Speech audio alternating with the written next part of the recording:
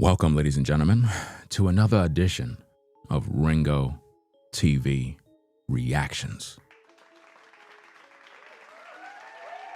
We're back again with another one. Make sure you rate, comment, and subscribe. I want to talk about this story.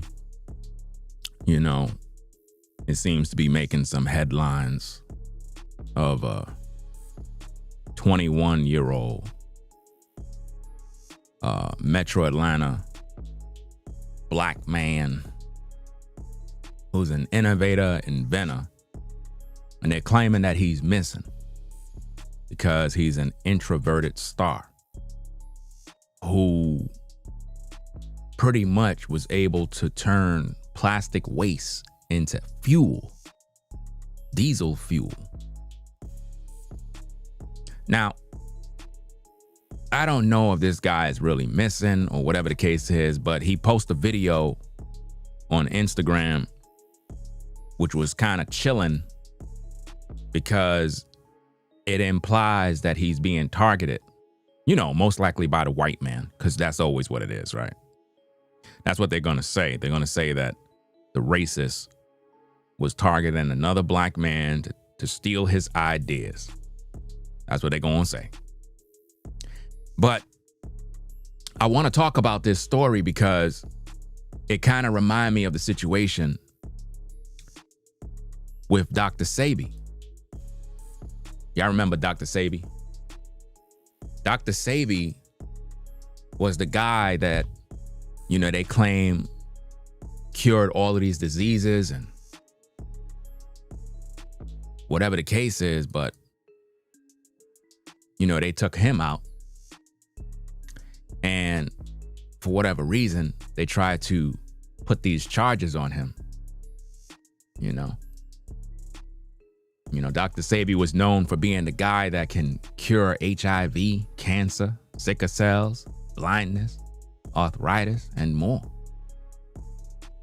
And for whatever reason, you know, he was arrested for having $37,000 in cash and then died in police custody. He was treated and pretty much, you know, y'all know the rest. But now, there's something about these stories with these men, right? Because, you know, the first thing people are going to say is they're black. The white man just want to take what black people got. They just killing all of our inventors and they just killing all of this and that. Now, we got to look at this thing from a holistic point of view. Number one, black people are not smart when it comes to inventions. You're living in a world where the power struggle wants to control everything. If you black and you have some sort of invention or something, if you don't have the backing of your people, if you don't have the financial support, political support, you're not going to make it. You're just not going to make it. That's like me going into some mine and I find gold and diamonds and all sorts of stuff. If I come outside and be like, hey guys, I just found, yo, this whole area, man, is just filled with, you won't hear from me no more. You know why? Because I have a big mouth. I'm telling everybody. I'm telling everybody before actually protecting myself, protecting what I'm doing, protecting everything, and have all the big people in high places knowing who I am, what my endeavors are, what the goal is, so that I'm protected. Because if you just have something that you're doing and you don't cover all your bases, you'll end up going missing. So this particular guy is walking down the same footsteps as Dr. Sebi. Now, I don't believe that Dr. Sebi was smart in terms of how he ran his operation, because now it's being ran by somebody else. I feel that when you get this information on how to heal people or invent things, you got to be wise. You just can't be having social media pages. You have to be underground and get things totally prepared. And then once you got everything done and you're ready to go prime time, you got to have all the right people, because the powers that be, they, in most cases, have all of these things already. Now, let me break this thing down for you. A lot of you will look at this guy and figure, well, okay, he invented this and he did this and he did that. Guys, there's scientists that have done all of these different things already and they're dead, or they don't, they're not using what they put out there because it's not really going to make the money that the powers that be want. You know, like we're still using gas in 2025. Think about all the technology we have, but yet we still pollute in the air. So there's way better options out there, but they haven't done it. They haven't put it out there yet because they want to continue to make the money. You know, just like how we got cell phones and everything that we got today, these things been in existence. It's just that now we're seeing, you know, everybody with the technology, but it always been there. It always been out. So the young man posted a video on his Instagram, right? And keep in mind, he also has a YouTube channel. And this particular channel have over 360,000 subs. Last video was about a month ago, and you see what appears to be a white man, and it says plastic made diesel lab test results better than expected. So I guess he had his invention, his innovation tested in a lab to confirm that it's actually legit. So for him to have this going like this, automatically he's going to be a target, number one. But now, what I don't like is when stories like this happen, Black people will begin to create boogeymen, but we never really do anything about it. Like we'll say, oh, he's missing, they got him, or they're after him, or they did this, and they, who is they?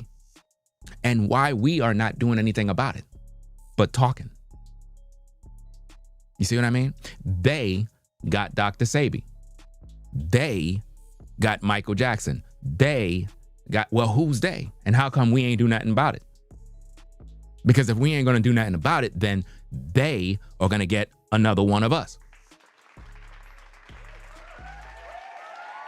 That's why I really don't worry about they.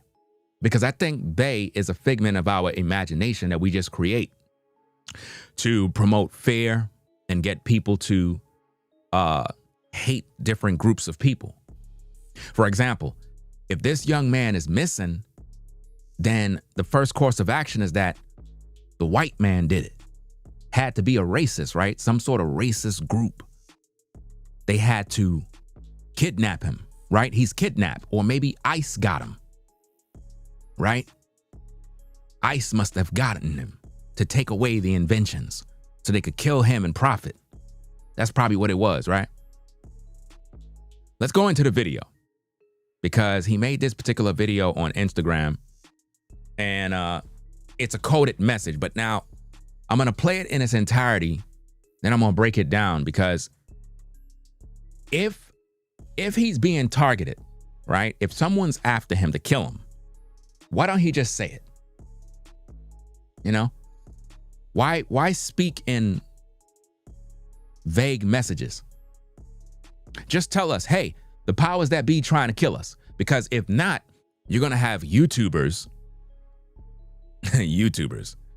that's going to be spinning these narratives that the white man is doing this.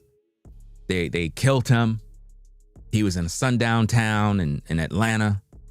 They're going to say something in order to brainwash people. Let's listen to his message and find out what he had to say. Listen, everybody, I can't go into too much detail, but there is some very, very odd stuff going on. I'm certainly under attack right now in many different ways, and I just want everybody to know to just kind of have your eyes open. And I have my eyes open, but there's a lot going on. So I'm still working, I'm still building. Nothing's gonna stop that. But I'm just telling you guys right now, be on the lookout, because I'm under attack. So now, to put a message out there like that, it'll make the conspiracy theorists come out the woodworks. They're gonna now start make their videos. The black racists are gonna come out. You're gonna have all different types of videos that's gonna be made suggesting that he's kidnapped. Look what they did to Dr. Sebi. They're killing all of our black inventors. So what are they gonna start to do? But now, what I wanna know is, if he was in danger, why don't he just say? Because to say you're under attack, that can be spun many different ways. Attacked in what way? Because I believe his last post was in May. No, not May. Let me double check. Give me a minute. Let me see. Was it May? Or was it? Okay, last post. Well, that was May. That particular video was uploaded July 9th. So that was his last post. But I'm looking at the comments. Let me put that on the screen, guys. Let me put that on the screen. Okay.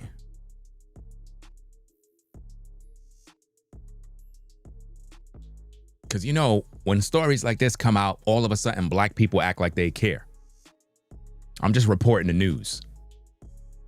I don't like fake outrage. I don't like riling people up. I'm not into all of that type of stuff. That stuff is toxic. But I want to show you what the people are saying in regards to this particular case here. Because a lot of people don't even know this guy. But because he looks like them, they're going to have this fake outrage, like they really care. But those are the very same people that would never support him financially or put any money towards his inventions.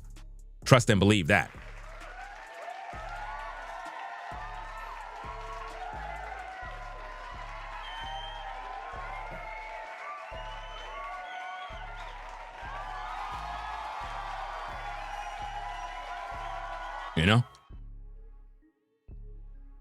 A lot of people don't know how to move in these streets. If I'm an innovator, you wouldn't even know. You wouldn't even know. I'll just be doing my thing till I got everything on point. And then I'm going to, form some sort of company where you don't even know who I am. The company is being ran, but nobody don't even know who I am. You just know that someone invented something. You don't have no clue. I'm going underground. But some of these guys be on social media, have their face all over social media, telling the whole world what they're doing. And then the powers that be out here plotting. And I'm not saying that stuff like that don't happen. You got stuff like that happen. A lot of black inventors been killed and murdered and their ideas stolen to enrich the powers that be. So if we know history, why would we repeat it by coming on social media to, publicize what we're doing? It don't make no sense. But listen to his video again. Oh, I think I was showing you guys the comments, right? Yeah. Let me see. So this was his last post here. As you can see, that was July 9th, right? July 9th. Now, it says in the caption, something is happening. Keep me in your prayers. Please screen record this. I don't know. I mean, who talks like that? Like, none of this stuff makes sense. If you know someone is after you, why would you just not say it? Don't post these kind of vague messages that, you know, it don't have no info in it. It's like we don't know what you're saying. Like, because again, the conspiracy theorists, they're gonna come out of the woodworks and start creating narratives like, yeah, you know, they kidnapped him. You know, a lot of stuff. It's just like what they're doing with Malcolm Jamal Warner. You got videos on YouTube suggesting that a funeral already took place. You got videos on YouTube where content creators are saying that Malcolm Jamal Warner's mother finally broke her silence and spoke to the public. All of these are lies. You got videos on YouTube saying that he died in California. All of this is AI garbage, a bunch of lies, you know? And it's like everybody's cashing in with posting false news. So if this guy was really being attacked, why didn't he just say what it is? Straight. If you know your life is in danger, why don't you just say, my life is in danger, and make that your post? At least you know, if something happened to you, the world know that, yeah, somebody was really looking for this guy to take him out, you know? And then you got to question who he working with, like who he's actually working with. And make sure y'all hit that like button. Y'all be just hating heavy on my work because nobody's talking about this. We have a lot of black men that want to be innovators and inventors, but yet they're moving sloppy. You start mixed mingling with white people, not black people. See, we talk about we're brothers and sisters. We talk about the black community. We try to act like we are outraged when things happen to us, right? But when it comes to business, we don't work with one another. We go to the white man to work with the white man. And then when the white man kill us, then the black community is on social media talking about, they got him, you know, the white man got him, the racist. We got to stop this hypocrisy. If you know you're a black innovator or whatever the case is, why aren't you just working with your people? Why aren't you getting black people to invest? Why aren't you reaching out to black celebrities, black scientists, men that can understand you? But we don't do that. We mix mingle with everybody else, and then they end up finding your body in a lake somewhere. And we wondering what went wrong. Because number one, you never put the information out there that we need. Listen to his video again. All right, listen, everybody. I can't go into too much detail, but there is some very, very odd stuff going on. What odd stuff is going on? What's the odd stuff? If you're in danger, if I knew I was in danger, if I had inside intel that as an inventor or whatever the case is, that they're coming after me because they don't want to see a black man invent this and that and that, I'm making 1,000 videos. Everybody gonna know it in the world. And you, the people, are gonna have to do something about it. You know? Because if he would do that, then it'll be published. Like, yo, the inventor guy said that these people were contacting him and he put out receipts, emails, all of this stuff, and he put it out in the public. Now we could talk about it. If he don't do that, it creates conspiracy theories where people will begin to just post fake news. And now you're going to have all of these narratives of what happened to him. Where is he? You know, what's going on with him? Is he missing? Did they kidnap him? What's happening to him? I'm certainly under attack right now in many different ways. And I just want everybody to know to just kind of have your eyes open and have our eyes open for what? For when you go missing and you're dead? This is what I mean when you don't have a support base and you just figure because you're black, people just going to jump on board. You're supposed to know how to communicate and keep the public informed with what's really going on. If you know you're this important to history, you can't be moving sloppy. And I'm telling you, man, just like Dr. Sebi was moving sloppy, he's moving sloppy too. You know what I mean? If something happened to him, let's just say hypothetically speaking, the powers that be got him. You know, that's his fault. You know what I mean? At the end of the day, I'm no sugarcoating, man. You got because you're moving sloppy, man. You're moving very sloppy because you're not telling nobody nothing. You know? It don't make no sense. No mother said he's safe. Y'all reading stuff that y'all heard offline, man. Nobody mother said he's safe. Where's his mother? At Adrian, where's his mother? Answer the question. Answer the question at Adrian. Where's his mother? Where's his mother? Answer. Where's his mother? You said his mother said he's safe. Where's his mother? Answer. I'm waiting. Where's his mother?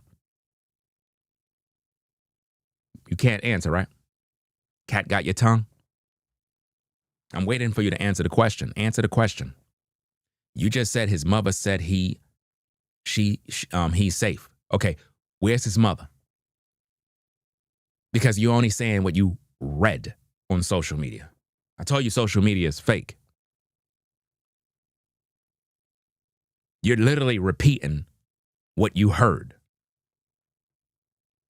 You're literally repeating what you heard. That's all you're doing now. You don't know what you're talking about. Where's his mother? What state do his mother live in? What podcast has his mother been on?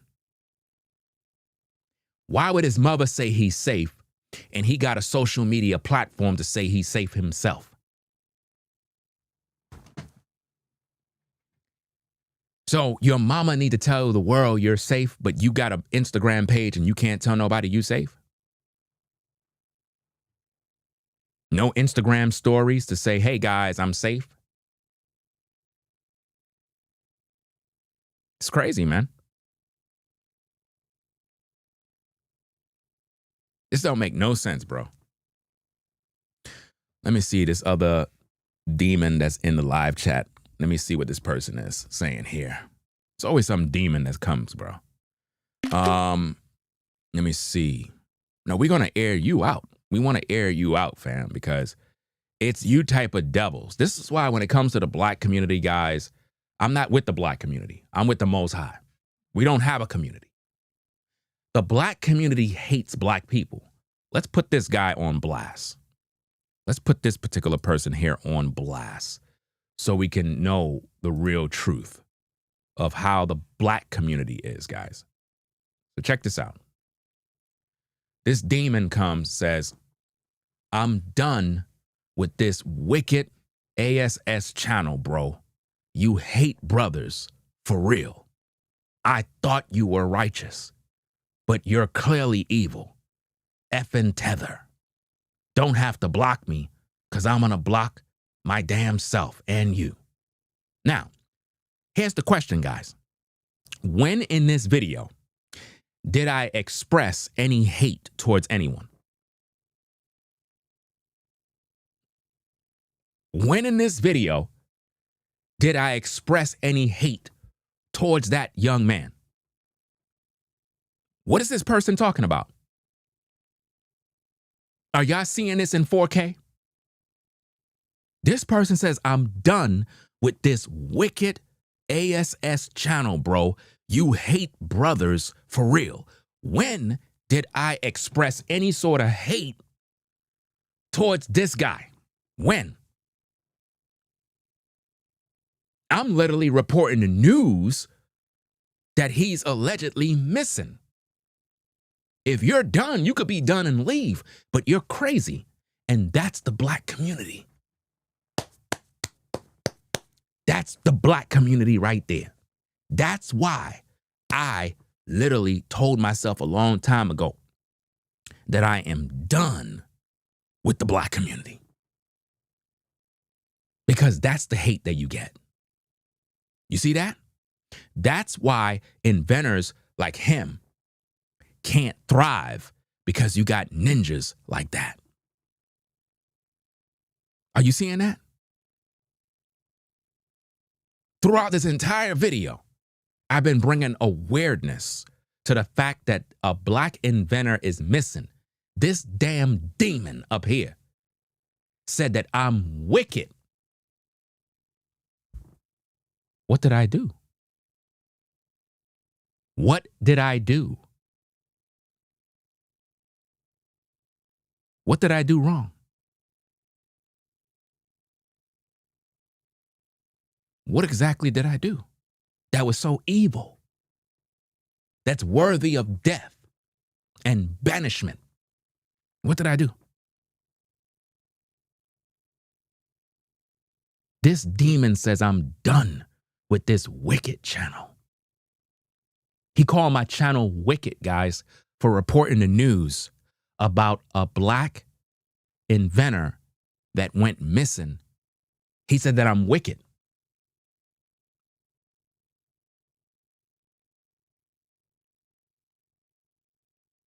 So he don't care. He says, I thought you were righteous, but you are clearly evil. What in this video is evil? No, you're evil. You're the devil who like to attack Black men like me that speak the truth. That's the truth.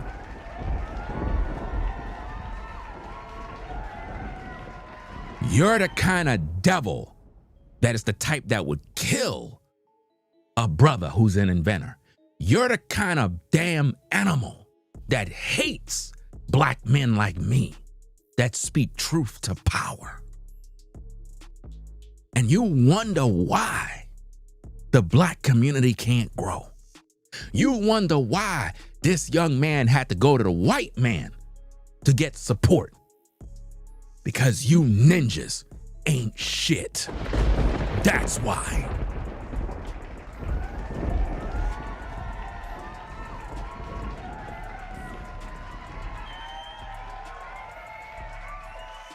You don't want that young man to thrive. You're actually happy that he's missing. A lot of these content creators on YouTube, a lot of these viewers on social media hate seeing Black men thrive. And they hate men like me who speak the truth. They want us to die. They get happy to hear that that young man is missing. You know why? It gives them an opportunity to make videos.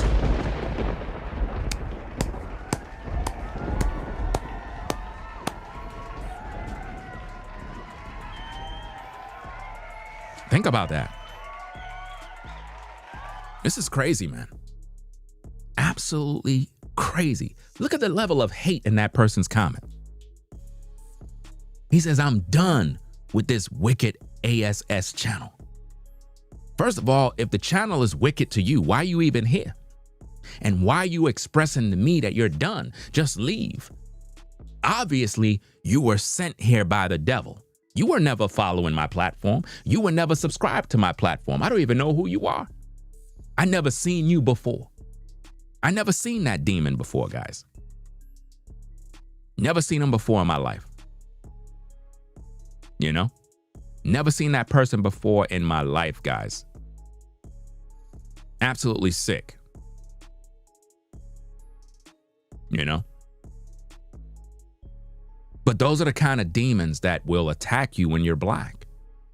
This is why if you're Black and you're an inventor, innovator, entrepreneur, whatever kind of business you get in, you really can't depend on the Black community for support. You gotta go to the white community. You gotta go get someone from the other nations that would support your endeavors, because the Black community will kill you. Trust and believe that, guys. If you're an innovator and you're black and you tell other black people, yo, I do this, I do that, they're going to kill you. Do not tell them, because they're never happy for you. You know what's so crazy, fam? I made a video earlier while it was raining. I'm going to upload it after this. I should have had it uploaded already, but I didn't do that. I wanted to go live. But I made a video out in the rain, not sitting in the rain because it was pouring cats and dogs. But I made a video talking about stuff like this. Like, you know, people are never happy for you when you are doing something good with yourself. They're never happy about it. They literally lie. That person came in here with a demon attitude.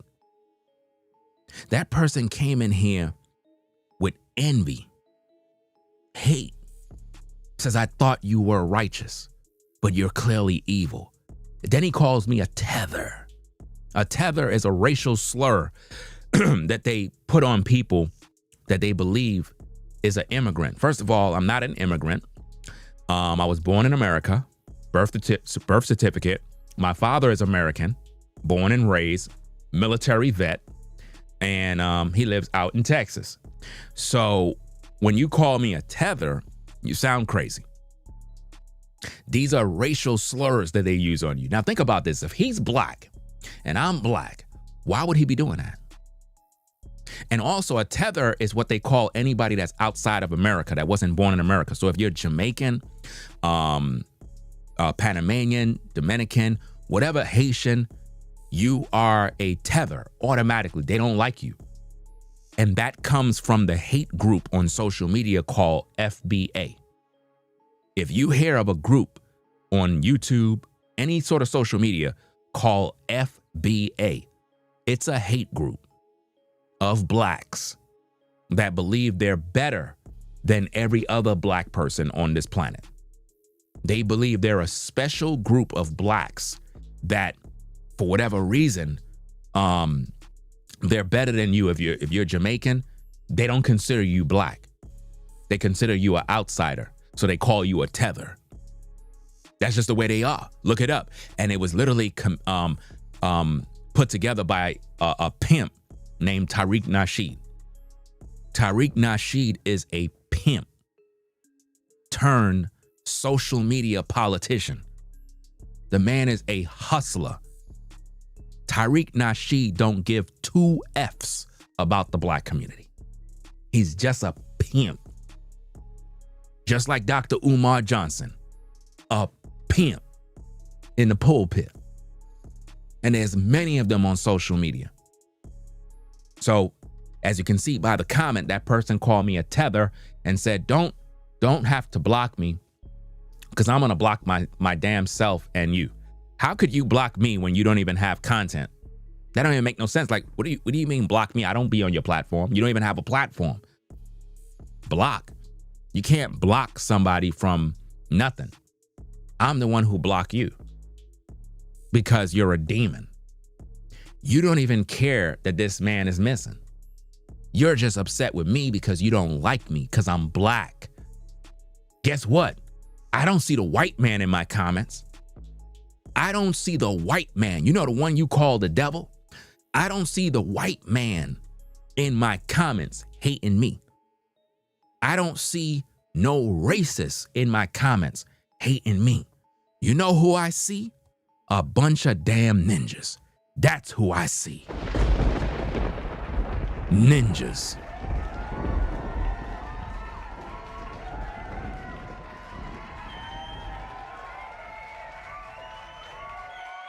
So I'll do you a favor. I'll do you a favor and add you on my block list. There you go.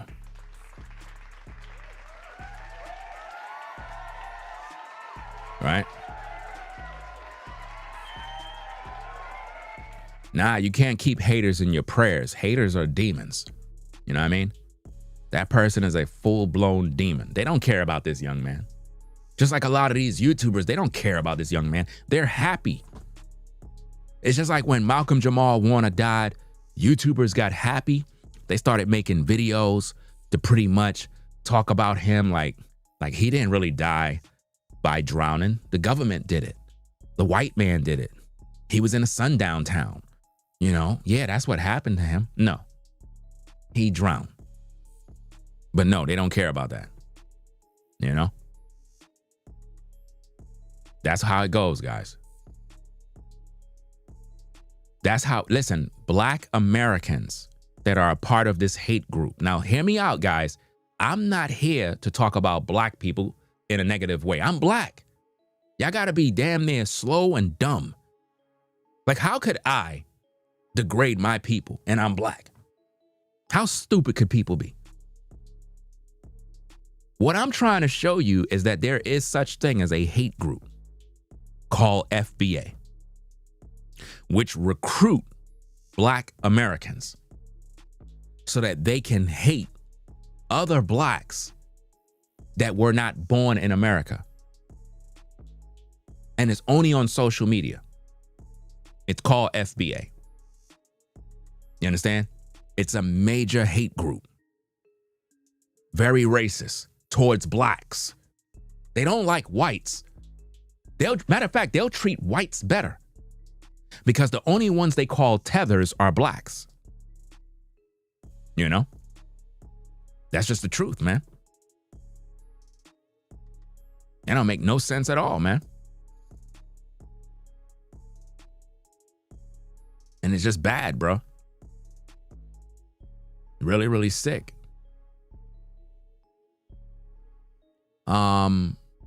Why is let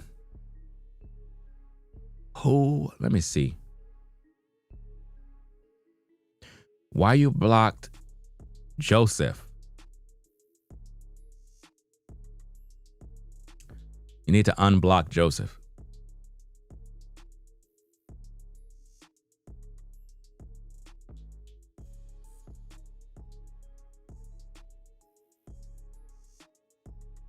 You said Joseph kept disrespecting me? No, that's not true. Joseph he says, I'm from South Africa and am I a tether too? Stupid fool. He's talking about the person. We got to read to understand, people. Because his previous comment says, block him. Who you calling a tether? He's talking about the person who called me a tether.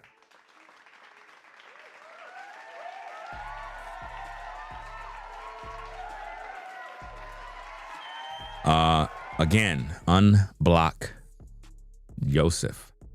He didn't do anything wrong. Don't be too quick to judge. Read the comments carefully. Right? Read carefully. I know sometimes moderators make mistakes, but that person was not disrespecting me. Let me see. And if you're still in the building at Joseph or Yosef, Hosef or whatever, I'm not sure if I'm pronouncing your name right. Make sure you come back in the chat so we know you're there. Because that's what these FBA people do. They're racist towards anybody outside. So if you're Black from wherever, they consider you a tether. And they'll discriminate against you. They'll hate you. They'll mock you. Or let's say, for example, your father is from South Africa, but your mom is American. They'll just call you a tether. Even if you were born in America, they'll just degrade you. Very hateful people, man. You know, they don't like me. Like I said, all my enemies on social media are Black. That's why I laugh when they keep talking about the white man this, the white man that. I don't got no issues with the white man. Even if there is such thing as white racists in the world, I don't got no issues with them. My issue is with Black people. They're the ones who hate me. I'm literally talking about a story of a missing inventor, and a demon came in here to distract from the content. You know? Hold on, let me go to the comment. You said you can't unblock them. All right, I just unblocked them. So if you're still in the building at Joseph, post a comment so I know you're still there. I just unblocked you. You should be able to unblock. You got to go back to the comment, highlight it, and click where it says unhide user. I already did it already. Because he probably was trying to comment and he couldn't comment. Okay, so you're still there. Yeah, so my bad. Moderator misread your comment. Thought you were, she had her hand on the trigger right away. You know how that go. You know, they don't be playing once they feel you're disrespecting. I mean, you weren't disrespecting, but if they feel you were, they're gonna come at you. You know. You said it's not showing? You said it's not showing? I don't know. Maybe it's some sort of YouTube glitch. Shout out to Exandra. I see you in the building. Okay, guys. So let's get back to the topic. We had a demon that came in. We had to block that person. They try to distract us from this truth that we share. And I'm glad the distraction came because it allowed us to reflect and actually talk about the real enemy, and that's our own people. Our people are our worst enemy. And it's something we don't want to talk about because social media is so fake. Think about this, guys. If you're black, when you come on social media, you notice everybody try to act like we're all brothers and sisters. But when you're around black people in the real world, none of us get along. We don't really like each other. On social media, we act like we do. But in the real world, everybody is fake. The people that are jealous of you most look just like you. And it's sick. It irritates you because you're like, damn, it's like I would expect my own brothers and sisters to be proud of my achievements, but no, they're not. They don't want to see you successful. Just like this black guy here. Do you really think the black community got love for him? Be honest, people. Be honest. Do you really think the black community love that brother? No, they don't. Why? Because they're jealous. They're jealous, man. They're jealous that he had the idea and they don't. They not backing that brother. If that brother is an inventor of turning a waste fuel of plastic into, fuel that could be used in a vehicle, shouldn't he have the financial backing of the black community? He should not be struggling. I looked at his Instagram. He have his little area where he do his work at. Come on, this man's supposed to have a whole facility. But see, now guess what? He's going to end up having to go to the white man. And when he go to the white man, that's when all hell breaks loose because now they're going to want to control everything. You know why? Because we didn't protect our inventors. We didn't protect our inventors. You know? It don't make no sense, man. Let me see. Chief says, my phone is about to die, but I need to leave y'all with this. Don't ever let anyone know you invented anything that will help mankind. That's a fact right there, man. That's a fact. Don't ever let them know.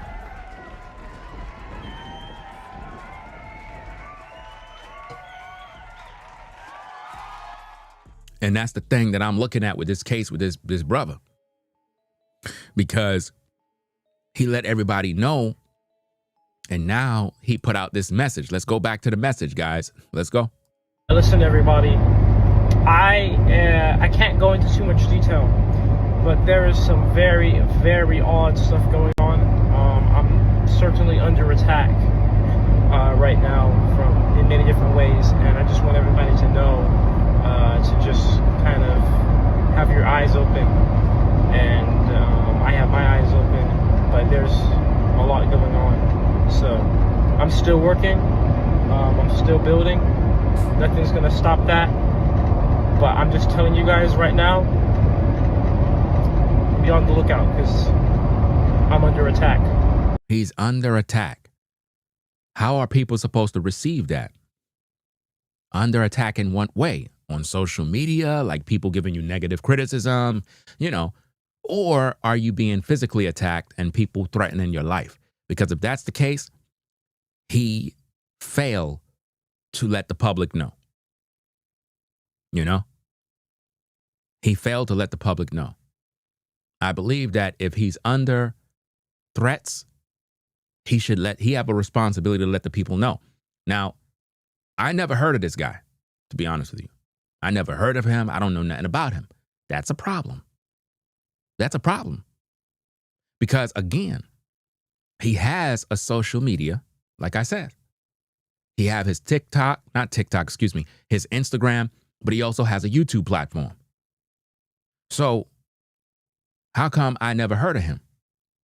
It's because the black community don't really rock with him like that. You see? The black community don't rock with him. Now, of course, because I did this video, you're going to have people acting like they do. You're going to have people acting like they do. Don't be fake. Keep that same energy. Keep the same energy. Don't act like you do. Keep the same energy. Meaning, don't waste your time going on over there to subscribe and acting like you. No. Don't even waste your time. Don't be fake. Keep it real. Because again, you don't know him and you don't know what he's about. You don't know who he worked with. You don't know where he come from. You don't know. All you know is that you got some guy claiming that he's under attack, but he didn't tell us how he's under attack. It doesn't make sense. If my life is being threatened, I'm going to tell you. I'm going to come on YouTube and I'm going to be like, yo, I don't know what it is, but I'm getting a bunch of death threats, letters, packages with powders and weird stuff and phone calls. And I'm going to air all of that stuff out on social media and make everybody aware of what's going on. So if this is happening to him and he's not telling nobody, then if something were to happen to him for real, then it's going to be another case of Dr. Sebi. It's going to be another one of those cases where, you get arrested falsely, imprisoned, and then you end up dying. We know they killed Dr. Sebi. We know that already, but that's because he did it to himself. He did it to himself. He came on social media telling the world that he got the cures to all these diseases, knowing it's going to make the pharmaceutical industry be in uproar. You just can't come in talking about you can cure HIV and all these other things. You can't do that. That's dangerous. Absolutely dangerous to say. And when Dr. Sebi was alive, I was making videos exposing that he's going to end up dead before it even happened. I don't know if y'all remember those videos, but I made videos warning Dr. Sebi that they're going to kill him. Why? He's telling the world he got these cures. You can't do that. You can't be in the world talking about, oh, I got the cure to leukemia and I got the cure to this and I got the cure to that. You can't do that, man. Where in the world did I put that image? Trying to find it. Hold on. Okay, yeah. He came into the world talking about he could cure HIV, AIDS, cancer, sickle cells, blindness, arthritis. Nah. You can't come into to social media saying that, man. And in one of my videos, if I can recall, I was like, you know what? If God Almighty gave Dr. Sebi the ability to cure all of these diseases, why didn't he just start a ministry of healing the sick? This is the first thing that I thought of. And I was the first to make the video on if God gave Dr. Sebi the understanding on how to cure all these diseases, why didn't he just put the information out there for free to heal the world? And my video was talking on the lines of Dr. Sebi was focused on money, not really healing the people. I know that's, people don't want to hear that. But if the truth be told, a lot of time God give us inventions and various things to give the people. But we think of money. And then we end up dying. Because why? We didn't do what the Most High told us to do with the blessing. Instead, we tried to enrich ourselves. And Dr. Sebi started a business off of all this healing stuff. He started a business. He started to make money. And he got arrested and was walking around with $37,000. So he was focused on getting paid. Ain't nothing wrong with getting paid for your labor and your work. But let's be about this business, man. We're talking about people with HIV, cancer. Listen, people can't afford to be paying you. If you got this ability, heal the people, man. Heal the sick. I could understand if it's basic things that you could charge a fee for this and that. But my goodness, man, if you can heal these diseases, man, he should have been doing this thing at a wide scale by just putting the information out there. In other words, hey guys, in order to heal this particular disease, take this vegetable, these herbs, these leaves, grind these things up, and take this 4 times a day for a month, and you'll be cured. That's all he had to do. But instead, he put it in a bottle and put a price tag on it, and that's why he ended up dead. So now the government know about his secrets. The government know about the cures. The government know everything that Dr. Sebi was doing. The government now have all his information. This is crazy. Doesn't make sense. Sandra said Dr. Sebi was about to save a lot of lives, but they killed him. I don't think that he was about to. He wasn't about to. He was about to make money. I followed the entire time, the entire run of Dr. Sebi. And I made a bunch of videos about this, all the way to predicting that they're going to kill him. When he first started talking about it, I was really into his videos. That's before he set up a business. He used to talk about the cures, and I used to always be like, when are you going to tell us exactly what it is? Like, how? And he would give us little vague messages, never giving you exactly what to do. He would never tell you exactly what to take, how to do. He never did that. He would just make himself appear to be this knowledgeable elder. And because of his old age, the white beard, people pretty much listen to him because it's like listening to a grandfather speak. So you're not going to doubt what he's saying. But then when I saw them set up the business, I think it was in Honduras, I believe it was, and they start setting up shop. And I'm like, you know what, man, he's making a very bad mistake. And he probably figures since it was outside of America that he's protected. No, you're not protected. They're going to come for you. And they're going to want to find out how you're making this product, Because if it ever get out there, the pharmaceutical industry is going to lose trillions of dollars. So they killed him, because he wasn't eating none of that food that was at the prison. And he ended up dying. But they had to speed it up. So now if they did that to Dr. Sebi, who told you that they're not going to do that to this guy? You see? He's supposed to come out and tell us exactly what's going on, but he didn't do that. Let me show you the video with the car running off of the diesel fuel.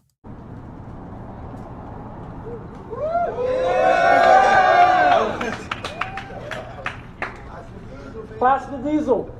Portland. This here is plastic diesel, a diesel alternative I made from plastic waste, verified by 2 independent labs to be cleaner than pump diesel. 100% made from mixed plastic waste, dirty plastic waste, contaminated plastic waste, This right here represents the future of all of humanity, because we will take this thing that has poisoned all of us, poisoned the planet, and we will turn it into fuel. Now think about his words. Think about what he's talking about here. This is big. This is not something you just kind of play with. You got all sorts of trillionaires, well, not trillionaires, but big shots up in the high places listening to this young guy talk like this. They're like, nah, we're going to take him out and take whatever he got and get rich. We are going to be running this 1994 Pajero off of plastic diesel. Diesel made from plastic waste, proving that plastic is not waste, but it is energy, and plastic is fuel. So Portland, are you guys ready? Yeah! And Portland. And that's right. You're right about that at Caramel. You says if he only knew a bunch of haters in the crowd can't be trusted. Yeah. He thinking all those people were there to celebrate him, but no, those people were there to see him do what he do to plot. Do you think the engine's gonna run? Yeah! Well, let's go ahead and put it in here.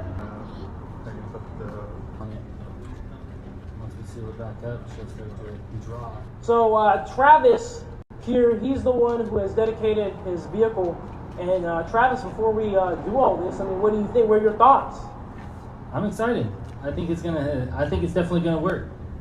Yeah. Are you nervous at all? I was nervous to begin with, but coming back with those lab tests, that's kind of what we want to see.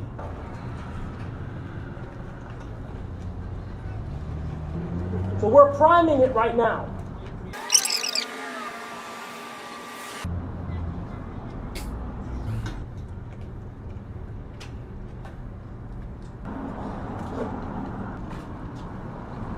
All right, guys, you guys ready? Because we're about to get it started. Yeah! This is about to run off of 100% plastic waste.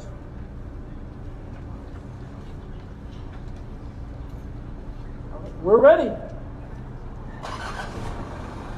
There you are. Not even a stutter. Look at the jar. Jar is empty. Plastic diesel in that engine.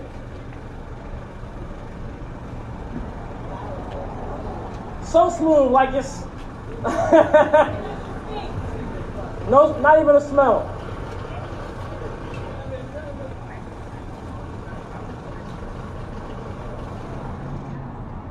So that's all we got.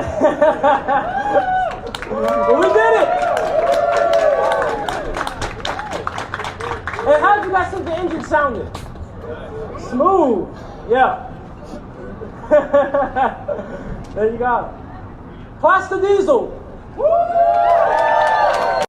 Now, you see how he had like a public demonstration of exactly what he did, and it worked. So now that he did that, he became a target. You see? Because where is he? Where is he? That's the question. And who are all those people? You don't know who those people are. You see?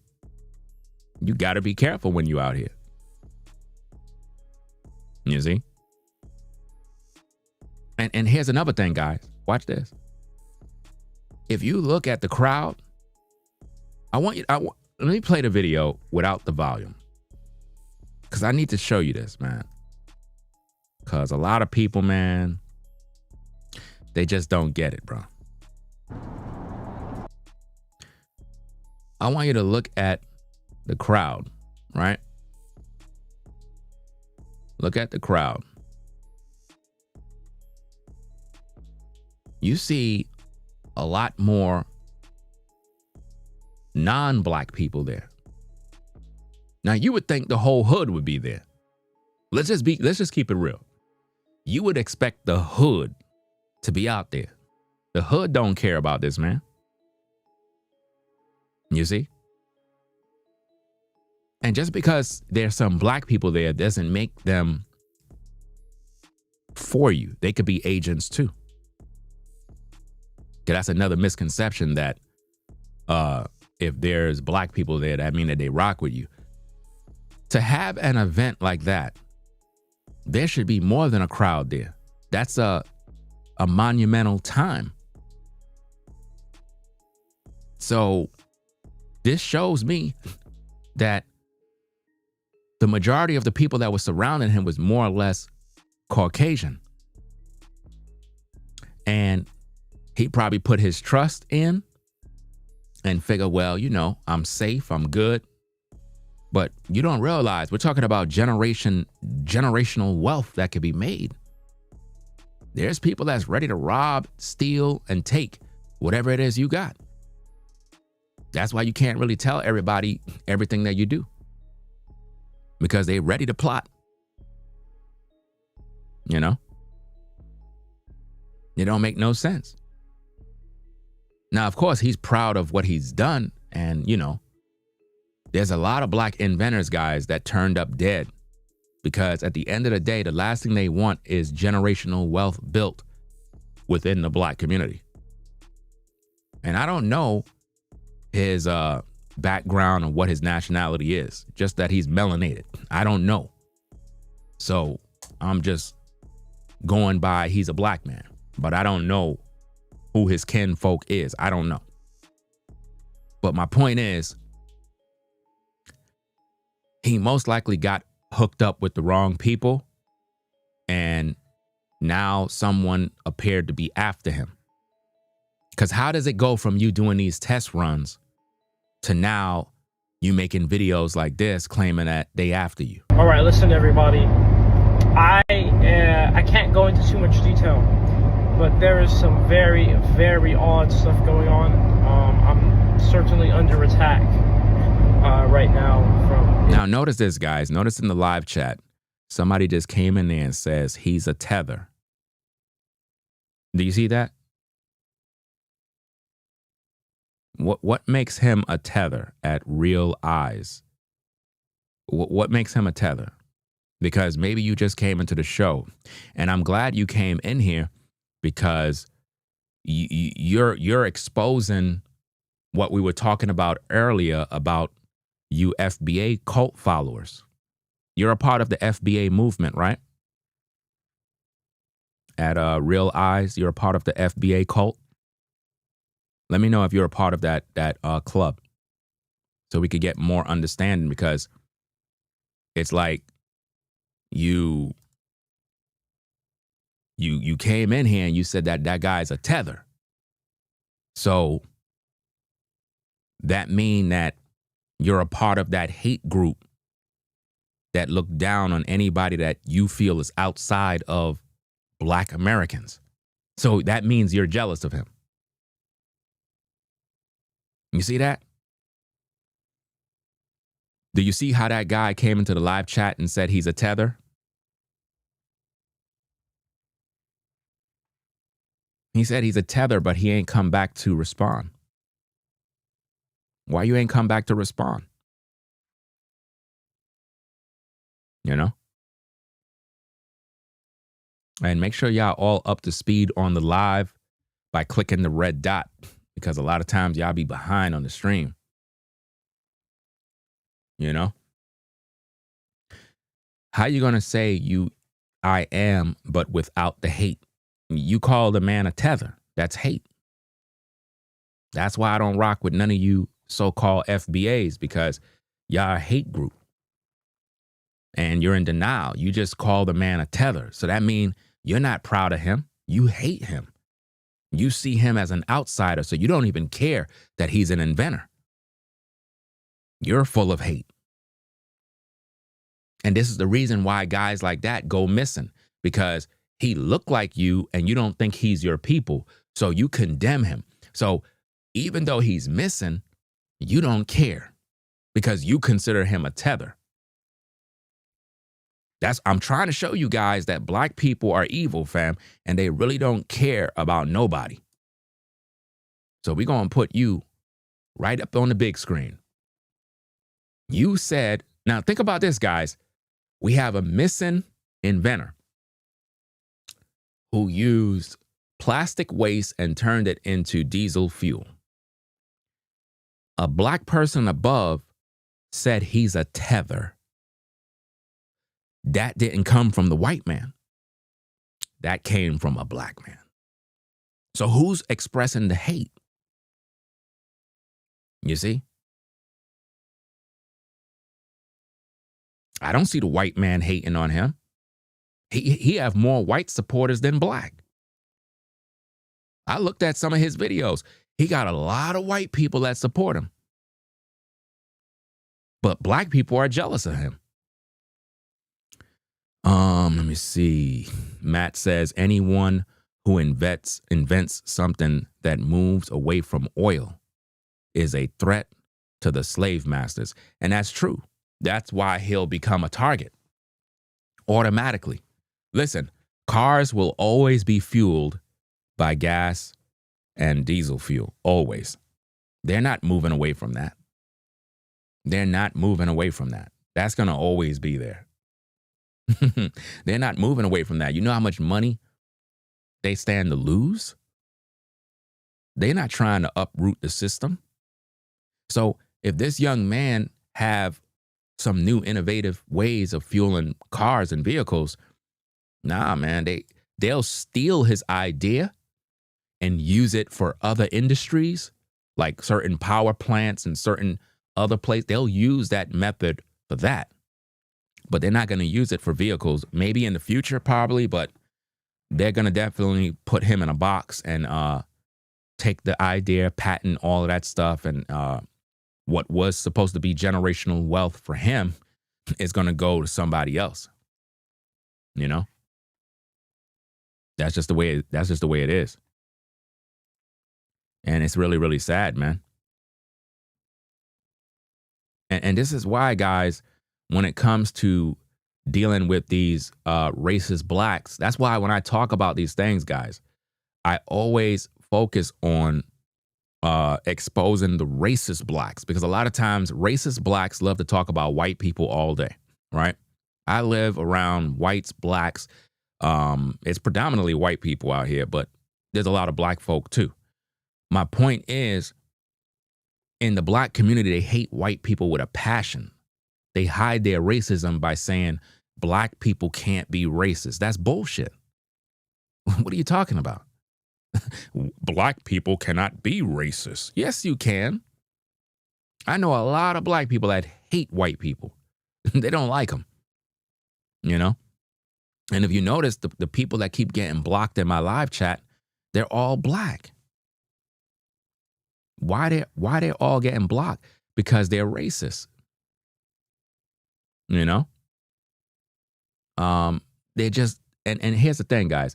Let's see. You have some person that got blocked. He says, black Americans. He says, I'm white and I would fight for Julian because his idea is freedom. That person is not white, man. Let's see. Julian needs to, what is this mess? Establish of religion, First Amendment. This person is all over the place, man. Stop wasting time talking BS. Yeah, you're a damn demon. We don't got time for you, man. There's always these demons that be on my show coming in the live chat. You have to think, why these people are watching me? Why they even here? Those are demons. They want to get in the way of progress. That's the real truth. They hate the truth, guys. They hate people like me that actually speak about these topics in a way that allow people to come together and use their brains and think. This young man should have never been out in the public talking about these things. And now he's allegedly missing and nobody haven't heard from him. And that's crazy. You know, and they got fake news online suggesting that his mother said he's, he's safe. Yeah. Where did you get that from? Spiritual word? That's exactly where you get it from. You didn't get it from nowhere else but spiritual word.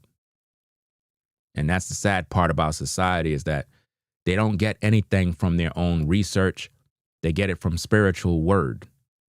They get it from different places. You know? A post was made on What is this? Being black. What? Being black lists? I don't know what the hell it is. But here's a post that was made.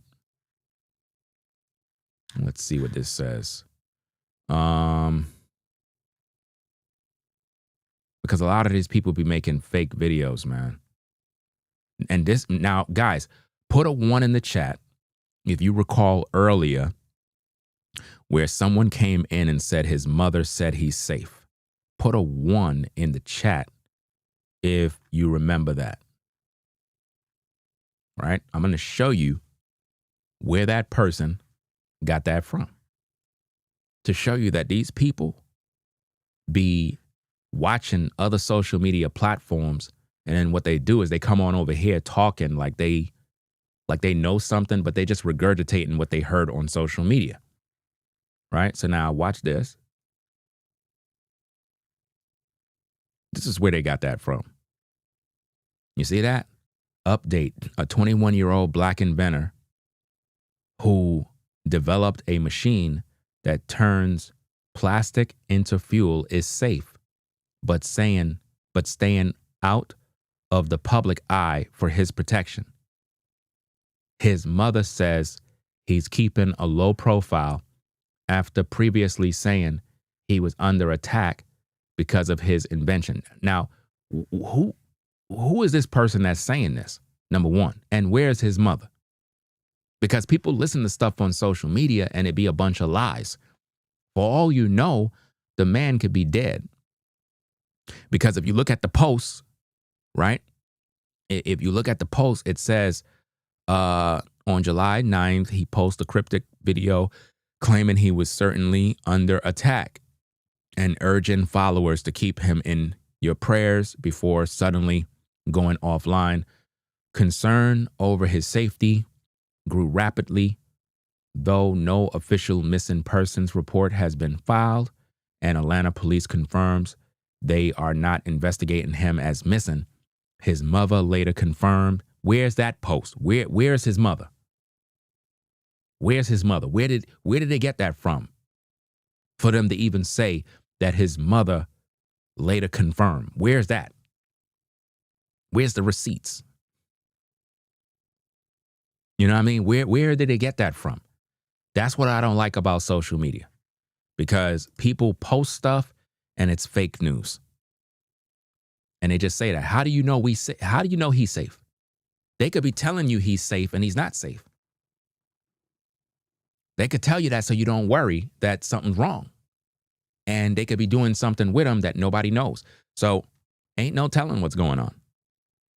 I just felt that he have a responsibility. You know, I felt that he have a responsibility to tell people what's going on. If you know you're under attack, if you know people are trying to kill you, say it in your video. Don't post vague messages like this. Listen, everybody, I can't go into too much detail, but Why you can't go into too much detail? That's what I don't like. Why you can't go into too much detail? I'm going into details if I know I'm being targeted. Because listen, if they're going to take me out, then I'm going to leave something online for the viewers. If I know I'm targeted and the powers that be is going to take me out because of my invention and innovation, and I know this for a fact, I'm putting out a bunch of messages. Because even if I'm gone and I'm not here no more, I know that you folks out there, y'all got the messages. Y'all be able to screenshot, download, make content, and get me my justice. You know what I mean? I'm serious, man. His mom did drop a post. I seen it. Seen it where? I just said 1,000 times, where's his mom? But you're saying I seen it. That's not helping me. I don't care if you've seen it. I just asked the question, where's his mom? But nobody's saying, where's his mom? This is what I mean about social media, guys. I'm a content creator and I'm asking, where's his mom? I seen a post by his mom. You know, I seen it. Okay, Where's his mom? Because if she made a post, then the post should still be there. If the post is not there, then you ain't see nothing. You saw what they wanted you to see. And that's the difference between me and everybody else. I actually use my brain. Anybody can make up anything. This is social media. It's fake. You know? Look what he said, guys. On IG. Music 101 made a video. Listen, I don't give two fucks about somebody else's video. I ask you, where's his mom? Where's the mom? Why you can't tell me? You busy directing me to some other dumbass on social media who trying to get a check. Where's his mom? Where is she? What's her page? What's her social media? You busy telling me about somebody else. You ain't give me no info. You trying to send viewers to somebody else, and to everybody that's viewing, don't go to nobody else's page. You're helping some other clown to get a check on social media. There's so much fake news, so much fake reporting going on, and people fall for the okie doke. A lot of people are not intelligent.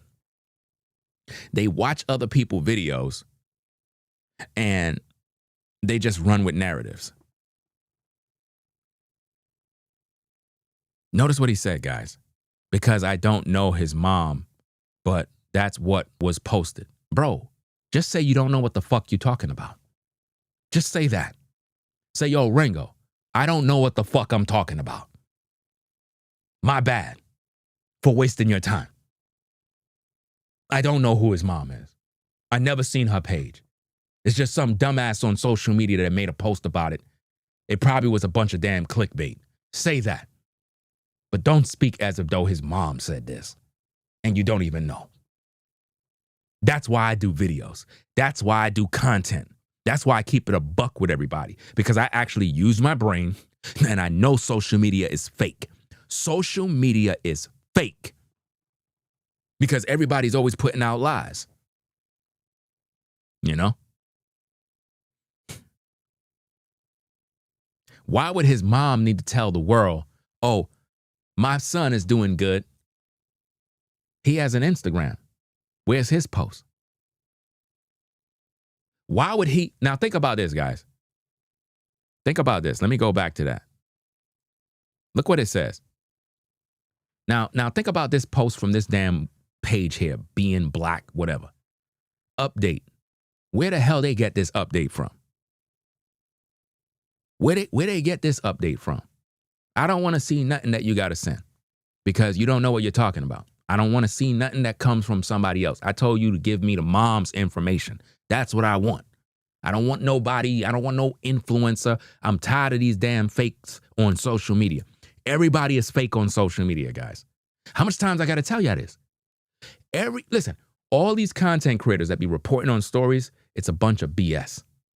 They lie every day. I'm the only one that speaks the truth, guys. It's a lonely road. I don't get the support I deserve. You know why? Because I'm real. But the people that post fake news, they get all the support, they get all the views because it's fake reporting, it's fake news. People love fake stories. And then with the advent of AI, everybody runs with it.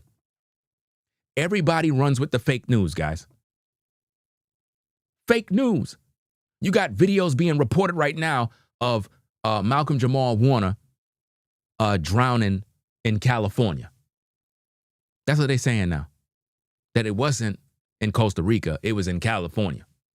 Another video suggests he drowned in somebody's pool. All of this stuff is AI. Y'all getting deceived by AI, man. Y'all getting deceived by fake news, fake videos, fake reporting. Stop supporting fake channels, man. Y'all be there clicking the like button for fake channels, but channels like mine that keep it a buck, you don't even support the show. You don't click the like button. You don't share the videos. Why? Because I'm speaking the truth? So it's more entertaining to hear a lie. The lie sounds more believable. The lie is more entertaining. That's why people love lies.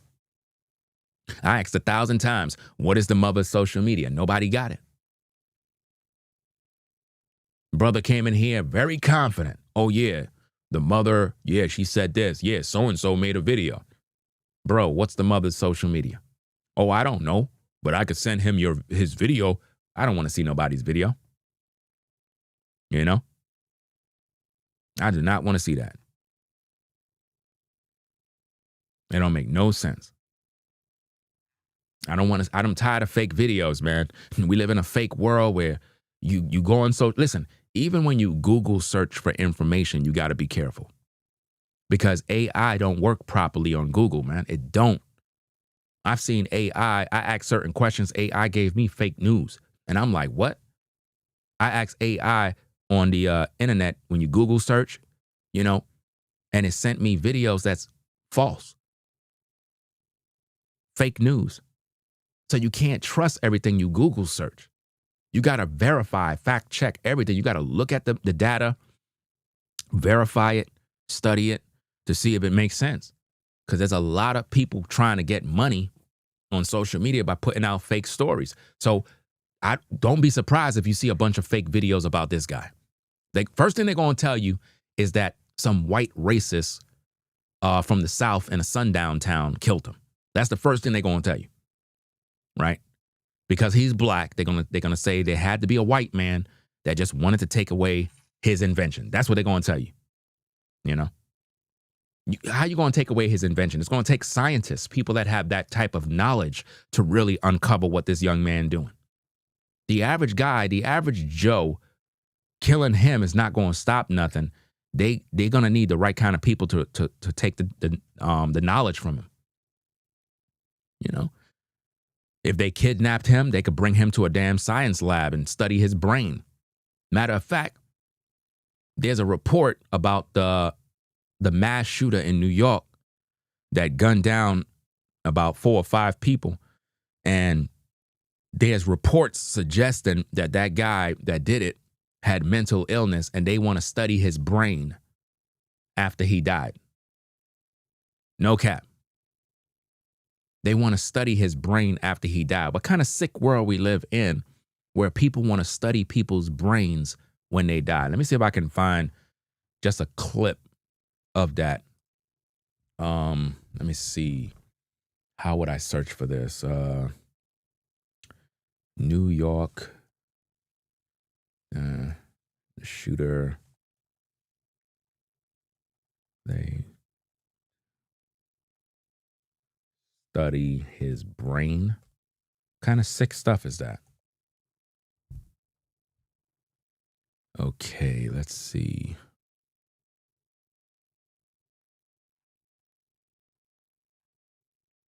I know I've seen the article somewhere because they said that he suffered from some sort of mental illness and whatnot.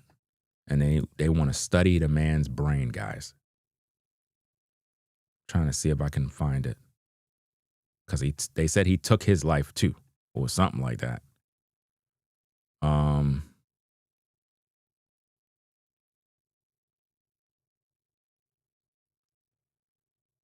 don't know where I could find it. I know I was doing some research about it because I was supposed to talk about that story, but I don't know.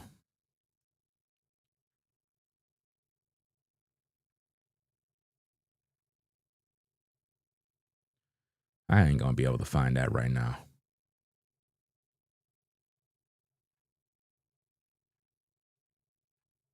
I ain't gonna be able to find it. You just have to do your research. I know I saw it and heard about it, and they were talking about they want to study this man's brain after he's dead. It's like, it's crazy. You know?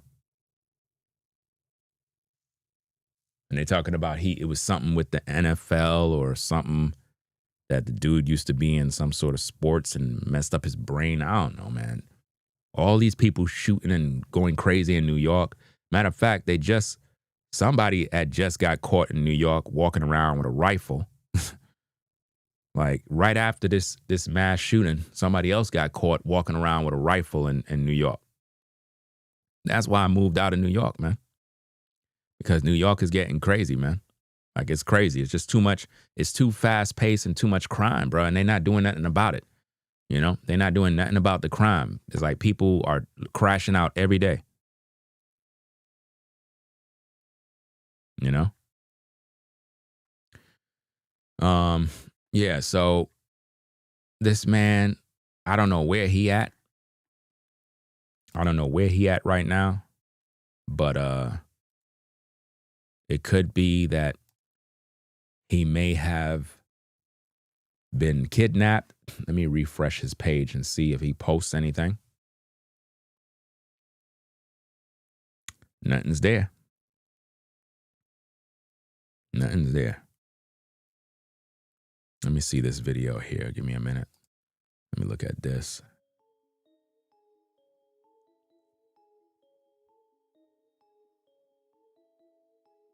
This is interesting. He said sacrificing his mom. What? This was made July 1st.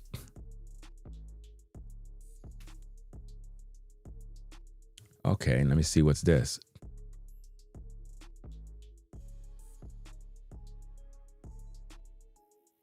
I did see something on the Daily Mail talking about the mom spoke to the Daily Mail. But when I went to the Daily Mail, I didn't see no article, but it said something about the mom. Let me look at this because I see some text. Oh, snap. I messed up.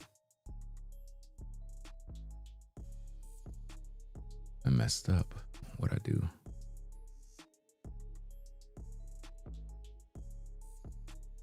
Put a 1 if the video is good. But with this screen here, I got too many windows open. Way too many. Let me close some of these windows. I'm still deciding if I'm going to buy that mower. It's like part of me don't want to spend no money on nothing. But I really would like to get that mower. I'll still think. I got to decide tonight because the sale ends. I got to decide.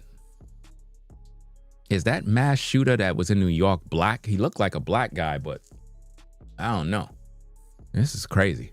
If he's a black guy, I got to report on that news. Because they be talking about only white people are mass shooters.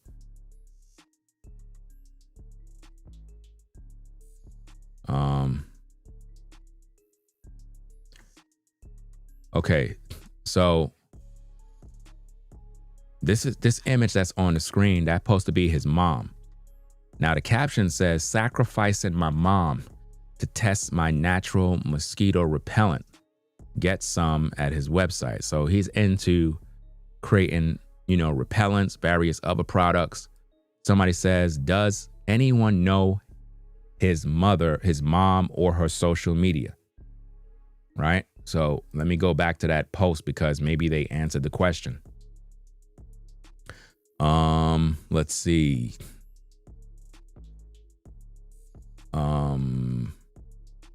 That's what I came here for. That could lead to know if there is any. Hold on, wait a minute. Let me take this off. Okay. I'm on his Instagram right now.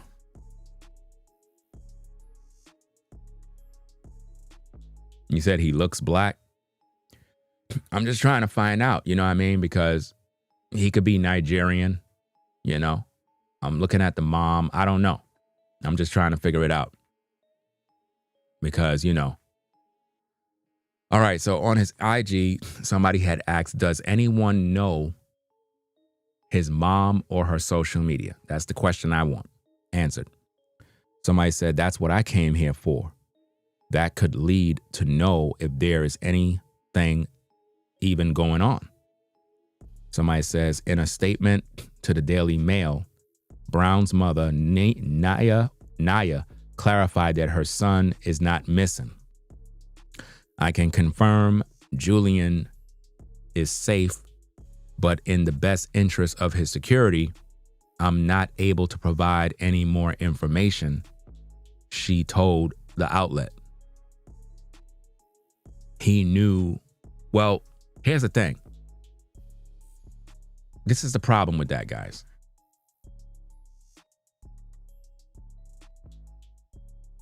I don't believe it. I don't believe that.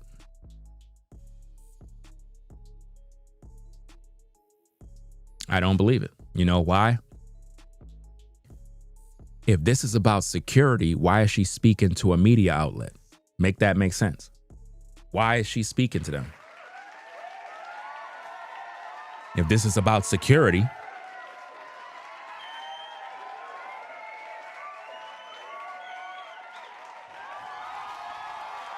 nah, I know he didn't mean to sacrifice his mom. Duh, like, come on now. Did you hear me even continue talking about that? I just stopped to talk about it. Sacrificing his mom in the sense of he's testing out the product. I didn't make it into, oh, she's being sacrificed. I have to clarify because they're going to go on YouTube and they're going to say Ringo said that the young man was being sacrificed. See, Ringo's posting fake information. So I had to clarify that for the people that will do that type of dumb stuff. I never said that his mother was being blood sacrificed. I said what I said, just repeating the message. Man. Now, let me get back to what I was saying. Okay. So, I don't believe that the mom actually spoke to the Daily Mail. I believe somebody else did. The reason why is, why would the mother be speaking to the Daily Mail? How did that even happen if her son is in hiding? Why would the mother be speaking to the Daily Mail? Why? And how did the Daily Mail find her? Or did she find them? People, the story is not adding up when you ask me. It's not adding up.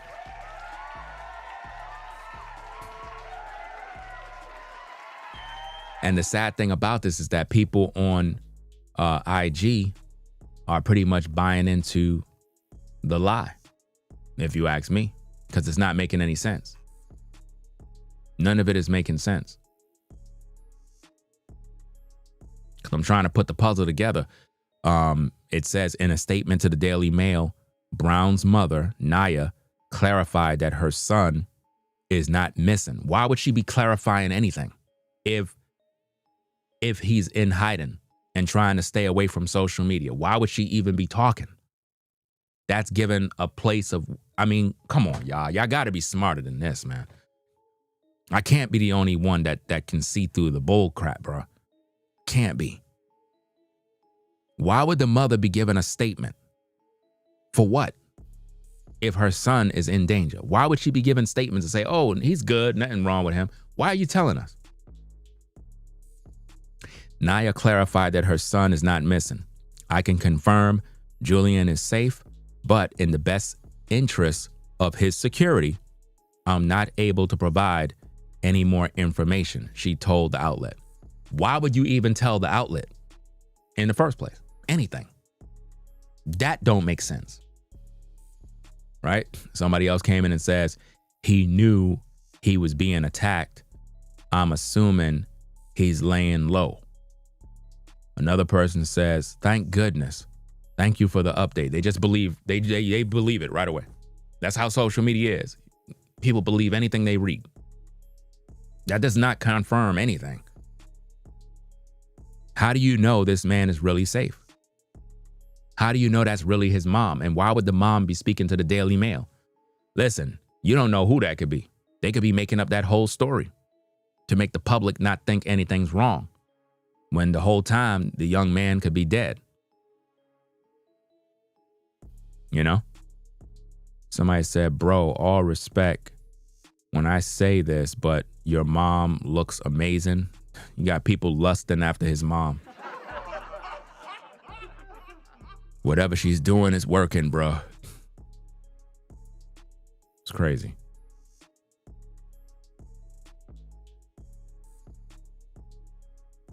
This doesn't make any sense, man.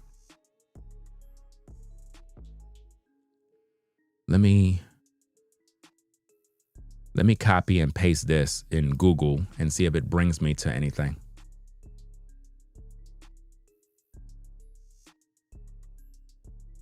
Because we're doing this little investigation. Okay. Julian is safe, but his mother is not disclosing his location or further details due to security concerns. This update comes after public concerns about his safety following his recent social media posts. In these posts, he mentions being under attack and urged his followers to pray for him, according to reports. Despite the lack of specific information, his mother confirms his safety to the Daily Mail. Again, why would his mother be communicating with the Daily Mail if her son's safety and protection is of high priority? Does that make sense?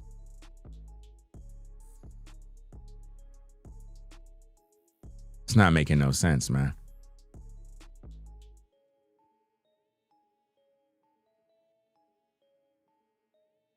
Let me see. Missing Inventor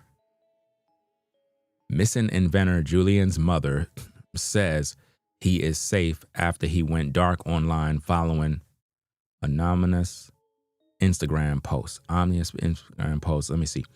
Missing Inventor influencer Julian Brown's mother says, "Where's this mother, man? Nobody don't know where this mother is."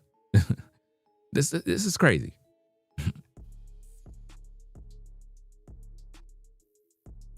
This doesn't make sense.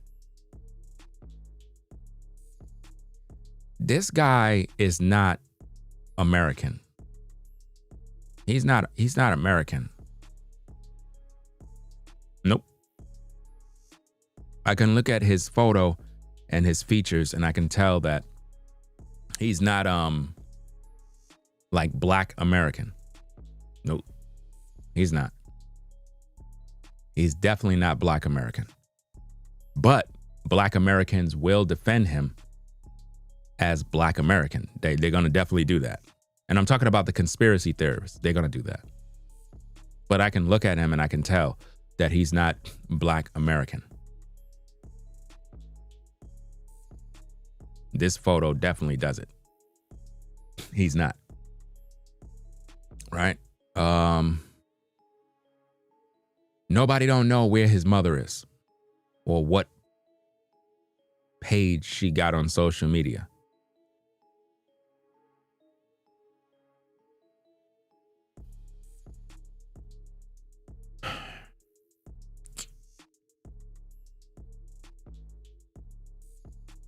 Do anybody know his mother's social media page?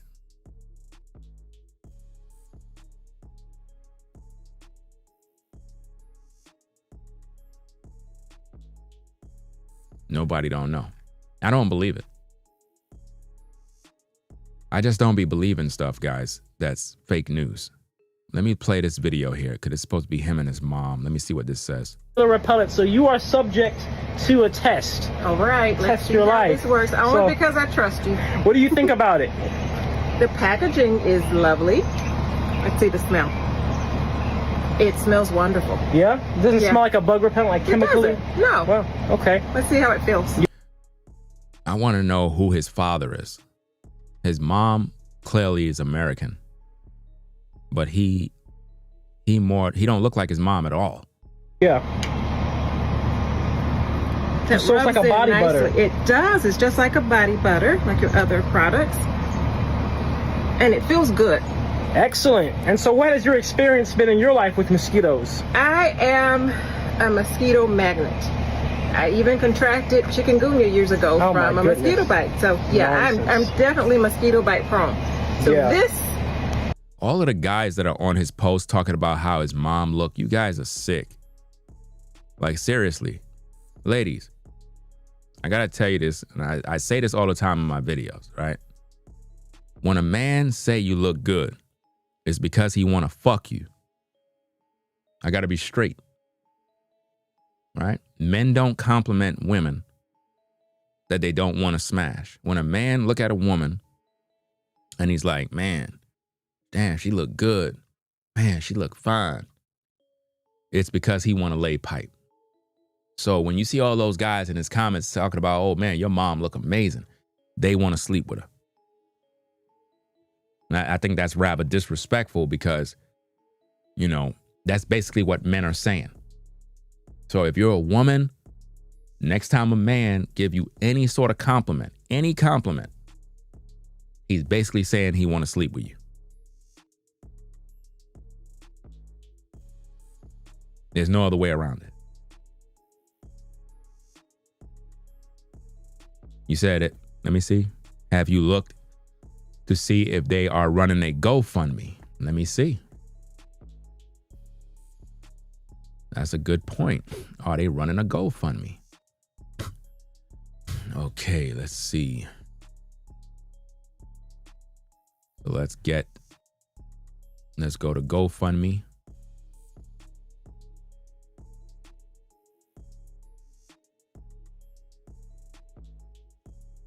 Should I buy that mower, guys? I don't know if I should buy it, man.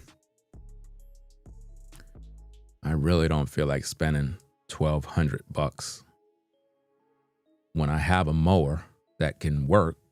It's just that it needs to dry because I damn near hosed it down with water and it probably went into the compartments and it was weird. Like the safety switch, you know, like how those mowers that have the safety bar that you press the bar down. And matter of fact, with my mower, right? Okay, it had the safety switch that you press down, then you press the power button, right?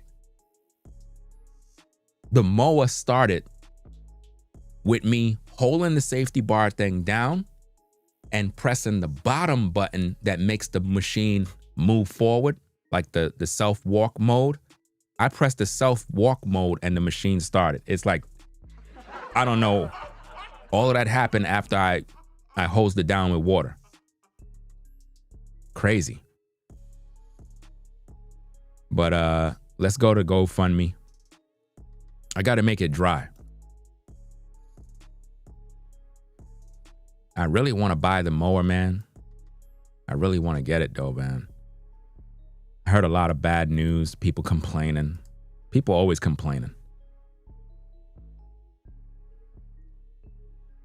Okay, we got some GoFundMes. Interesting. Good suggestion. Good suggestion. I wasn't even thinking about GoFundMe. I wasn't even thinking about it. Let me scroll, because there's a couple of them. There's a couple of them. I'm gonna put them on the screen. Give me a minute.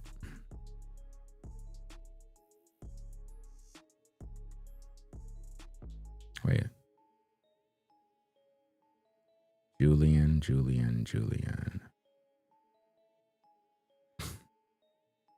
Let me start it over. Okay. This first one, let's open that. Second one. Third one.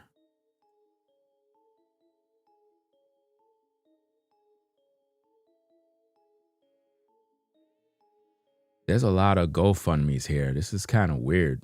It could be a lot of damn scams, man. Okay.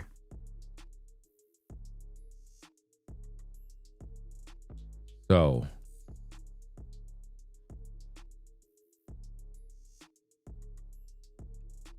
There's one that raised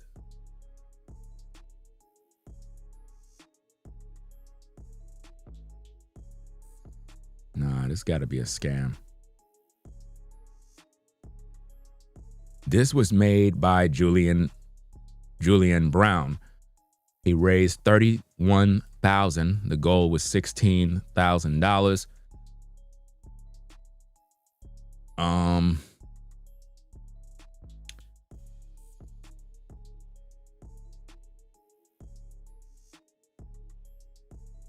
So it looked like he must have been using GoFundMe. There's another one. He raised $18,000. His goal is $1 million. So this definitely got to be his, and people are still donating to it.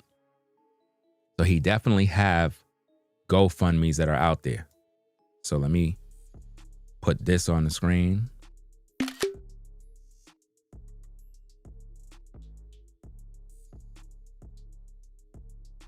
I'm gonna put the two that made the most money.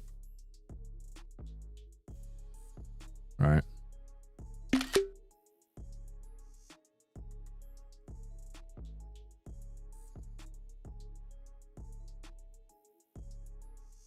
Okay.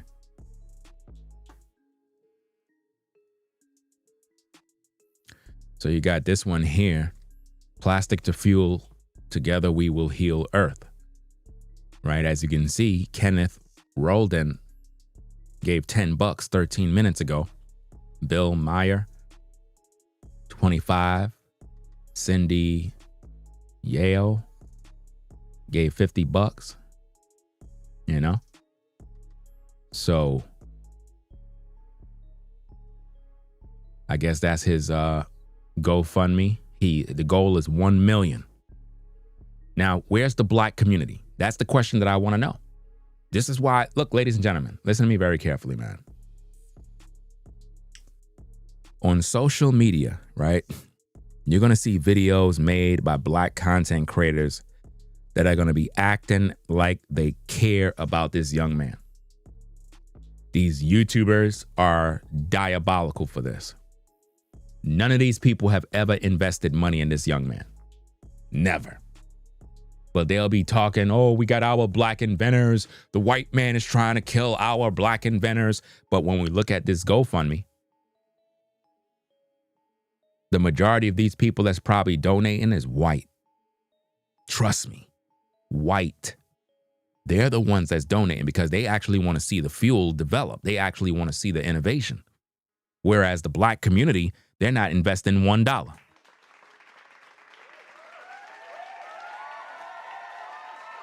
I'm serious, man. A lot of times it'd be white folk that be investing in this young man. It's not the black community. So when you see people on YouTube acting like they outrage over the fact that he's missing, it's all fake, man. You know, this is another GoFundMe here. His goal was 16,000, but it went past the goal to 31,000. So they still collected money. You know, world's first solar continuous microwave plastic to fuel reactor. So if this is an invention that he put together,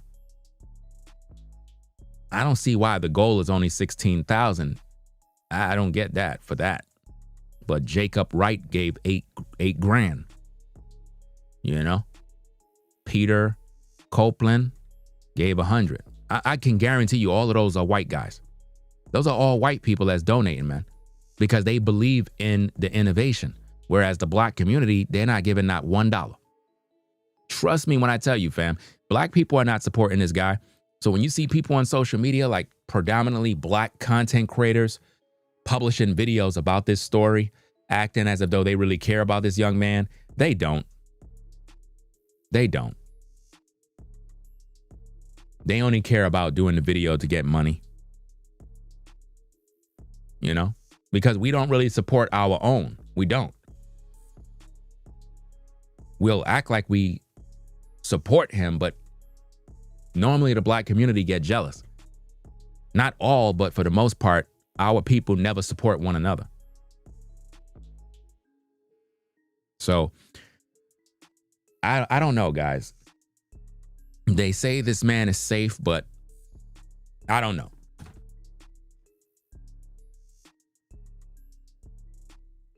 I don't know where he at.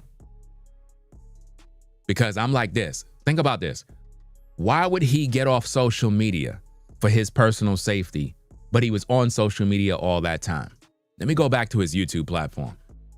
Because it's not making sense, man. None of this is making sense. It really isn't making sense, man.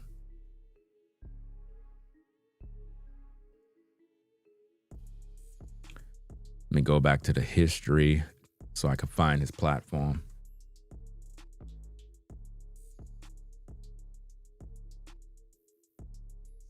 But I never watched the platform videos, so I would have to go search for his name.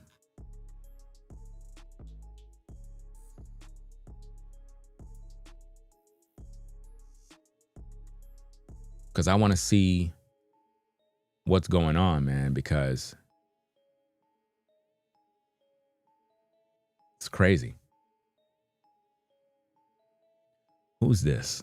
Where's this person? Hold on, let me look at this video real quick because somebody made a video. I want to see what kind of lies they published in.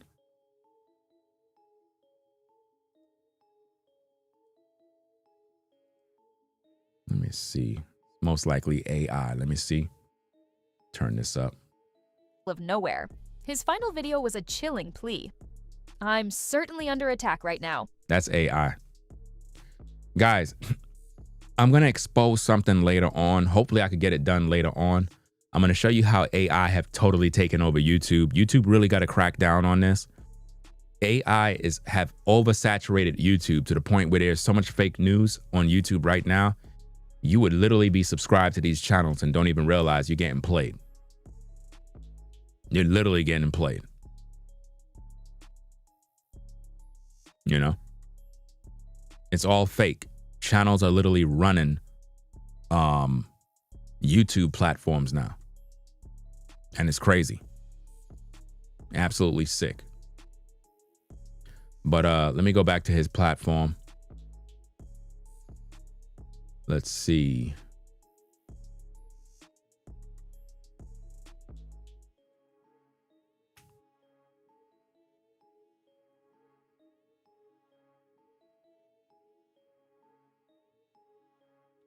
Where the heck is his page, man?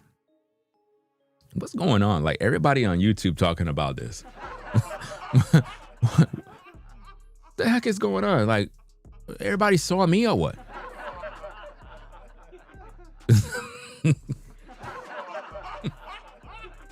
I'm literally scrolling. I'm seeing everybody's talking about this now. This is wild, bro. But let me go back to his page. This is crazy. So, last video,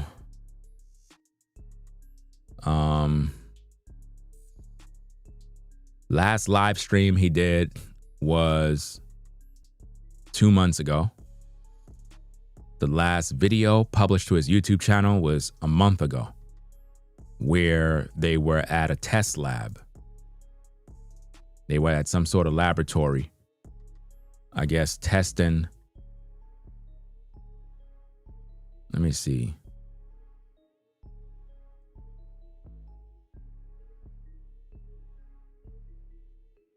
Let me read this.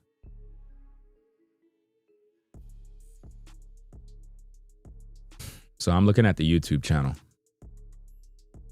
Let me just play the audio. What the class of diesel look like. All right. GC. So on a gas chromatograph, what we found was that we have our ASTM standard diesel in the background. This is that gray one in the back. And then this is your sample here in the front. So on the front end, or our more volatile carbon, low retention time, we found that there was a little bit of a spike, nothing too normal, nothing too abnormal, maybe a little bit of higher carbon still in the diesel. But when we get to the aromatics, which is mostly will be your few additives to help with burning normally, those were totally missing, which is fine because I don't think you're adding anything to your diesel. Right. But when we get to the actual diesel carbon chain lengths, so from C14 to C18, we see totally normal spikage with the diesel, and it's very clean, very minimal, nothing really out of the ordinary. You even have the trailing end here with your heavier carbons in the 4 to 5 minute mark in the retention time. But yeah, looks beautiful, looks clean, looks great. And what did you think when you ran it? I thought it was surprisingly well distilled. I thought it was surprisingly clean as well for plastic. Now think about this, guys. If he's missing, this guy was literally at a laboratory, right? In the clip that I'm viewing. Obviously you can't see it, but it's on his YouTube channel, right? What's the purpose of going dark now? You already went to these laboratories. You gave them samples. You did this. For all we know, they probably stole his ideas, stole his plans, stole whatever he got. You putting your trust in these people? I don't know. And it blew my mind that plastic could be redistilled into diesel.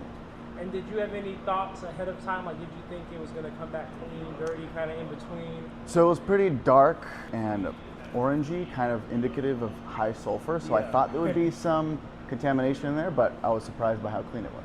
Yeah, well, thank you very much, Ryan, for breaking that down. Oh, no problem. Yeah, guys, and I'm here at ASAP Labs again.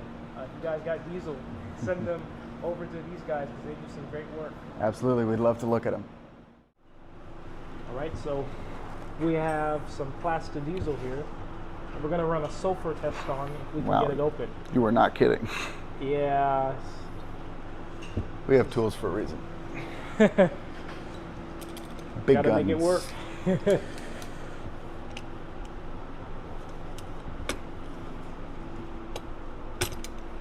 It's slightly too big. Mike. Mike, do we have something to open this bottle? They're trying to open a The bottle. bottle's sealed it's very shut. tight. I was gonna say a pipe wrench would do it.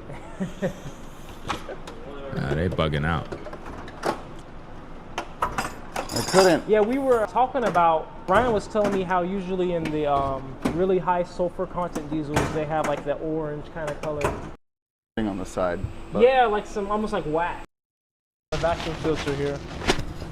And we're gonna be filtering out this plastic diesel that See, to be working with these laboratories and being here, and you're an inventor, innovator, man, you got to have, number one, everything supposed to be patented. So that's another question. Did Julian patent his invention? Because if he didn't, he's screwed. If he didn't, he's done. You know? It don't make no sense, man.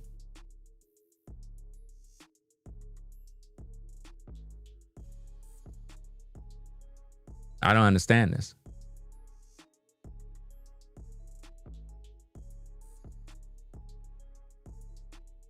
It's not making any sense, man. If he didn't patent his idea and he's going to laboratories, giving them samples, running tests, all that type of stuff. And you know, these patents and all this stuff cost a lot of money. So where's his financial backing to get these patents and this? Like, how do they? I don't like the sounds of this, man.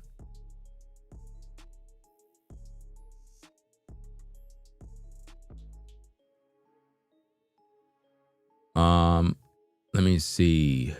Lively Cut says, I post about it yesterday and now everyone's concerned. So are you suggesting that me making this video is because you talked about it yesterday? Do you really believe that I'm watching your platform to know that? Is that what you're saying? Like, everybody. So let me get this straight. So a little jealousy's kicking in or something?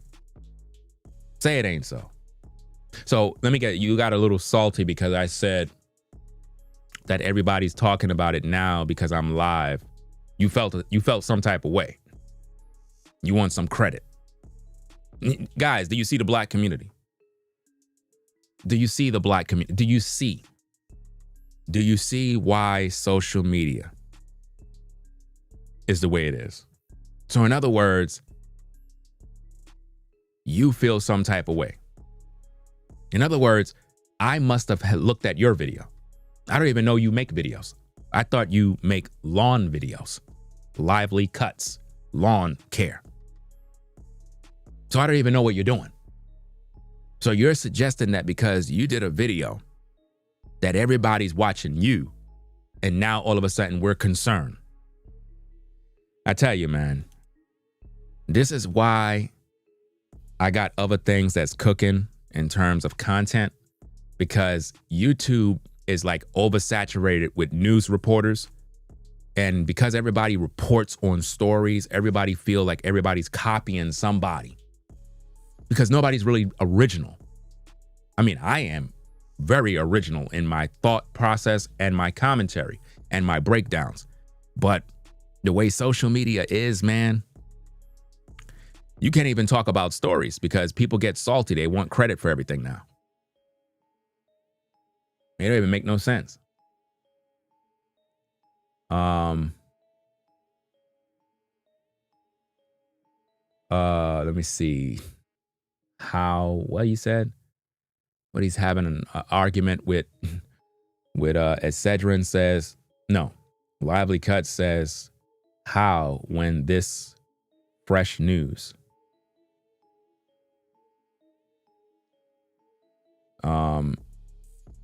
Excedrin says at Lively Cuts, trust me, brother.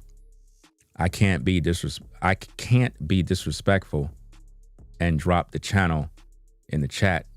You want to email me?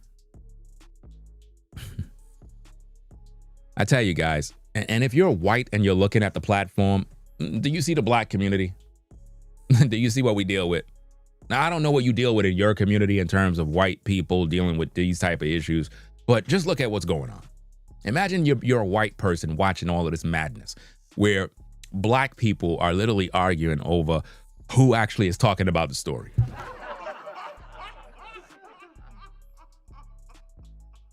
That's the black community for you. You can't make this up, guys. You can't make this up.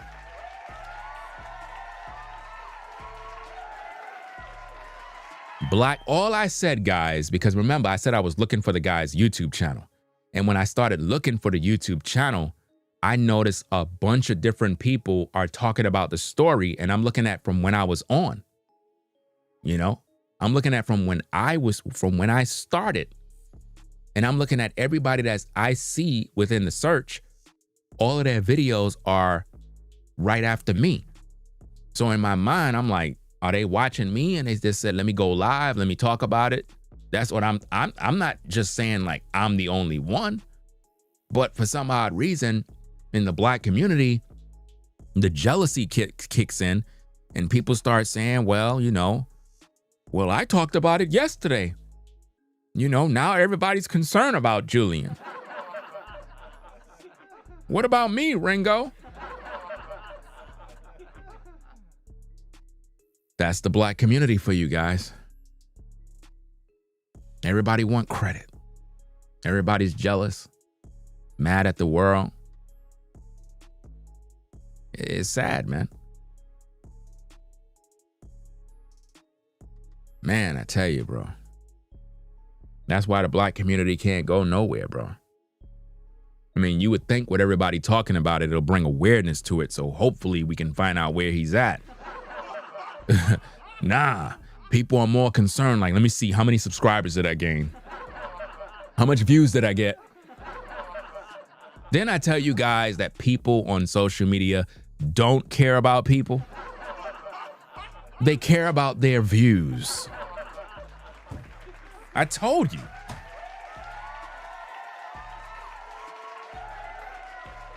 When I do the stories, I actually care about the truth. Do you understand? I care about the story that I speak on. That's why I'm passionate. That's why you see me breaking things down and going into different details. Nobody ain't doing that. Go to all of these YouTuber channels that is talking about this particular story. Tell me if they're doing a breakdown like this thorough. They're not. They're not. They'll do a little 8-minute video. The most 20 minutes. And that's it. They done. They're not putting in no work. This doesn't make any sense. Look what this other person said. Somebody said, Ringo, give Lively Cuts his credit if you saw it on his channel first, because you always ask for credit. What? So now I'm being accused of watching that other guy's channel? I don't watch his channel. What are you talking about? Watch his channel? No. You ain't getting no credit from me because I don't watch your channel. So that's what we're doing now? Do you see what you just did at Lively Cuts? Do you see what you just did? This is what Lively Cuts just did. Lively Cuts is responsible for that. Lively Cuts is suggesting that Ringo TV copied from him. So you believe I'm copying from you? Really? I'm copying from you. That's how you feel. Wow. Wow.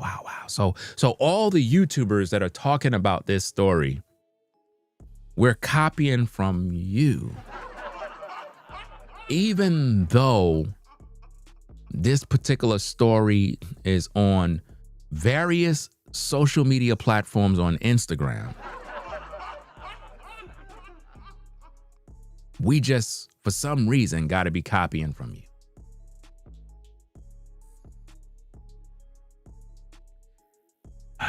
Boy, I tell you, man, this is the issue with the Black community, guys.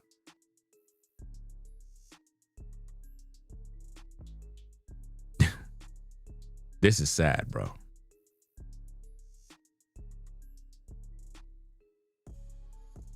Lively Cuts came to this platform to sow discord amongst the brethren and got people in my live chat basically telling me I need to give you credit. First of all, whether you made a video about this kid, that's not my business. I know for a fact that this video here, if you made a video about that story, this video is nothing like your video. Because I'm an actual content creator. And I don't need you to do content. So for you to come over here with that kind of spirit, it's sad, bro. It is really sad how social media has brought out the evil of Black people, bro. Where the jealousy, bro. So this whole time you jealous of Ringo TV. Just say it, bro. And just say what it is, bro. Just be honest. Just say, yo, I'm jealous, man. I'm a little salty because I felt some type of way. And, you know, I felt like I didn't get no credit. You know, first of all, I don't know about your video. I don't. And it's actually disgusting and it's sad because you got people coming over here telling me I need to give you credit. Credit for what? I don't watch your channel. I don't watch your channel. Matter of fact, my YouTube history would show if I watched your channel. My YouTube history don't show nothing of your channel. I don't watch you. Remember, you always come over here. I do not watch you. So if you feel some type of way, it's just crazy, bro. It's crazy, man. It is crazy, bro. These are some dark times, bro. You said, what? How? I always respect your platform. Why are you treating me? You accusing me of treating you? Like what? What? Do y'all not see the gaslighting? Now he's gaslighting you. I'm treating you like something? Bro, you over here basically throwing shade. You got people in my live chat basically accusing me like I took something from you. A story is a story, dog. You making it seem like I went to your platform, noticed a story, and said, "Ooh, that sounds like a good video. Let me talk about that." No. Nope. It's crazy, man. This is sick. But anyway, let's see. I don't like the gaslighting, man. Like, the gaslighting is crazy, man. Shout out to Matt for the support. Appreciate you sponsoring the show. Says some change for your time. Appreciate the support.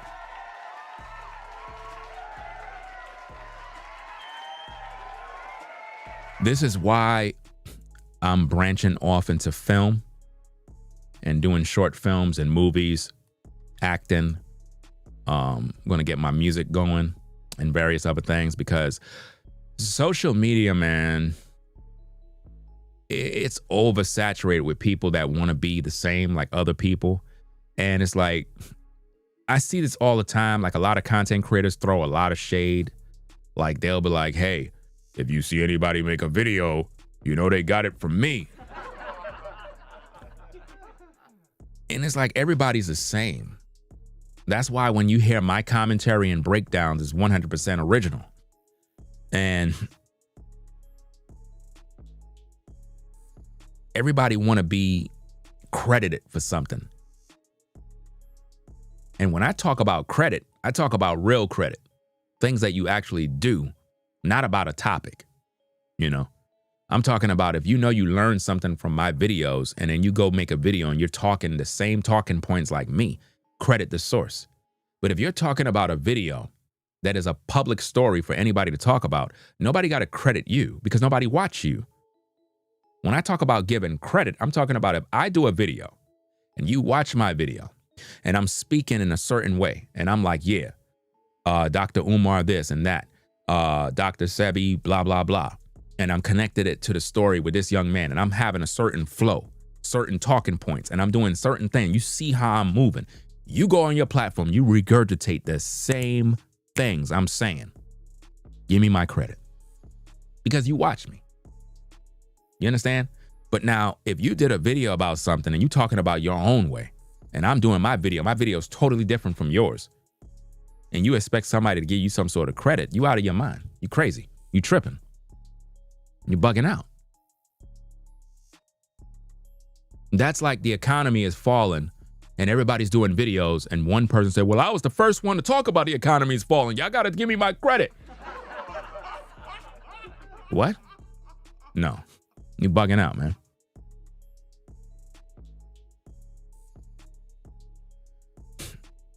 So now I know you got deep hatred, bro.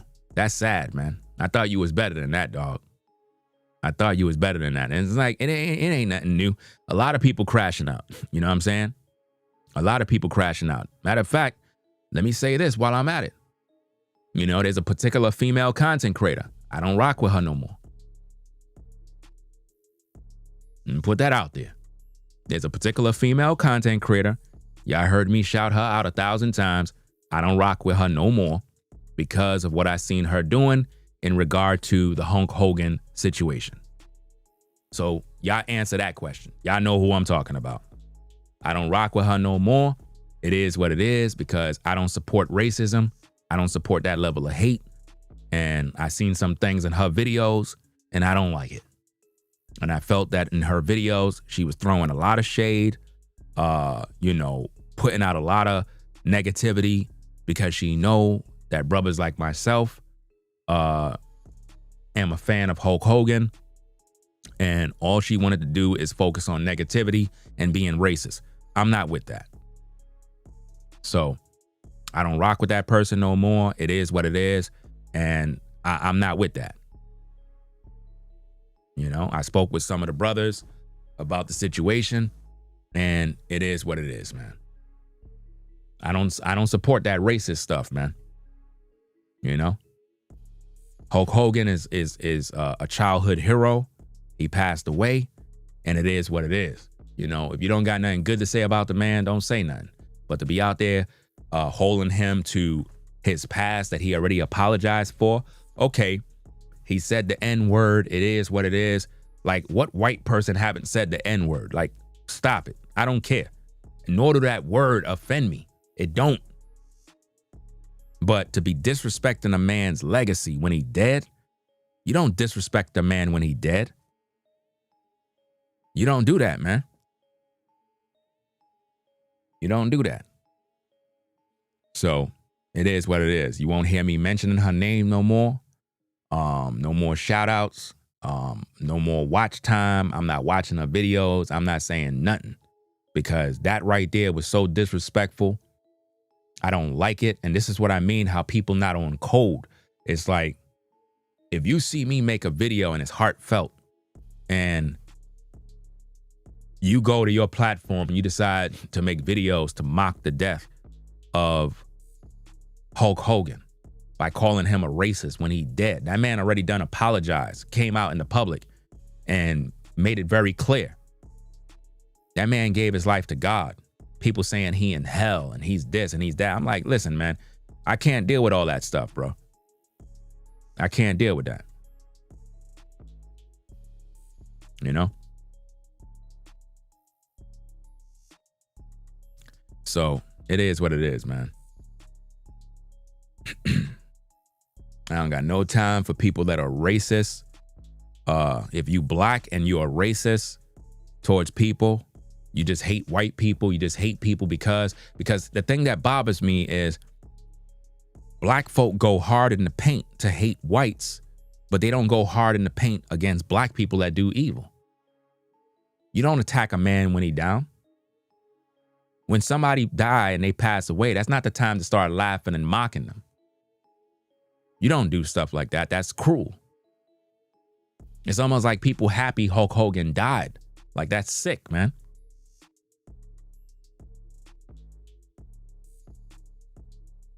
You know? It's crazy, man.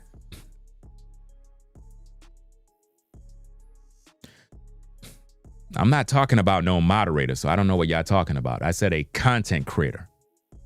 I'm not talking about no damn moderators. Y'all got to learn how to pay attention. Like, see, this is the problem with social media, man.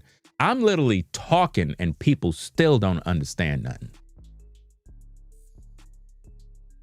When did I talk about a moderator? I never talked about no moderator. I said a content creator. And people are still lost in the sauce.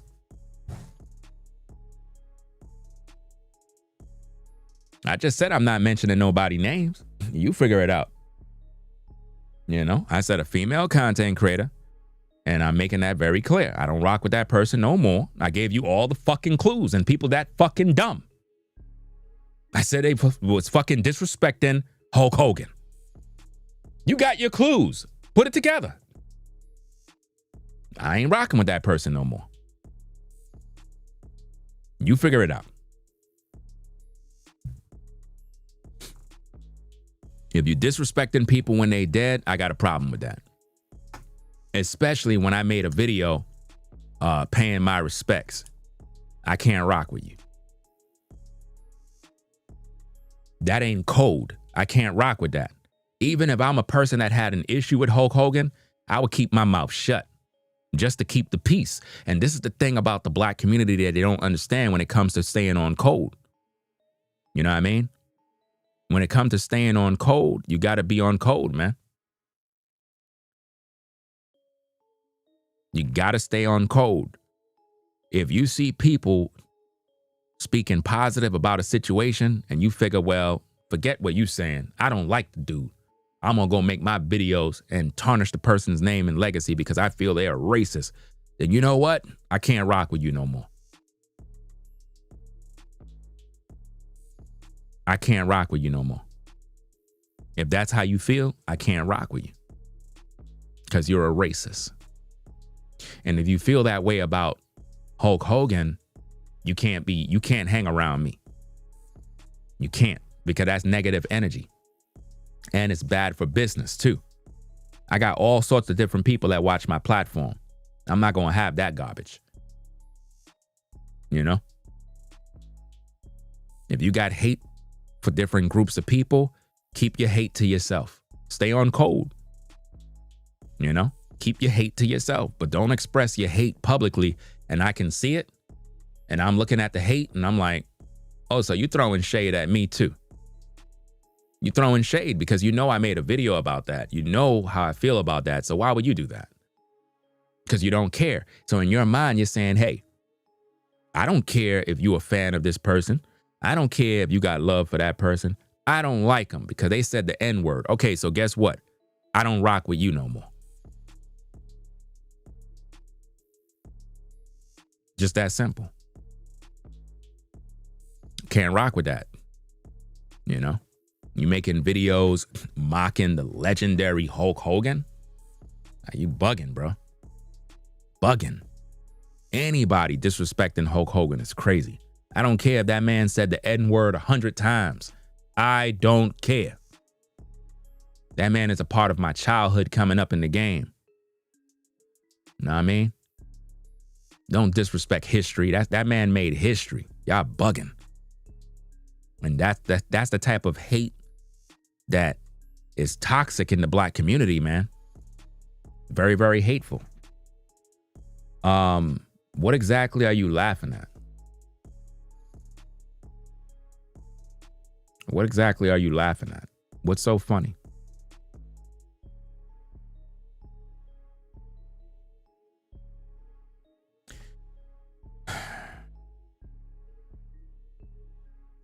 It's interesting how everything is funny to everybody.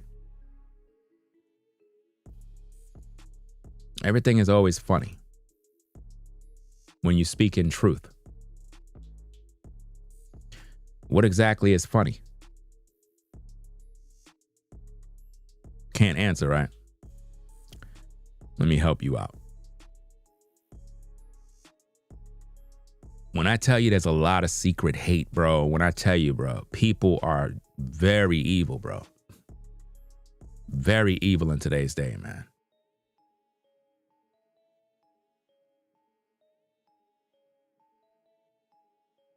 Very sick.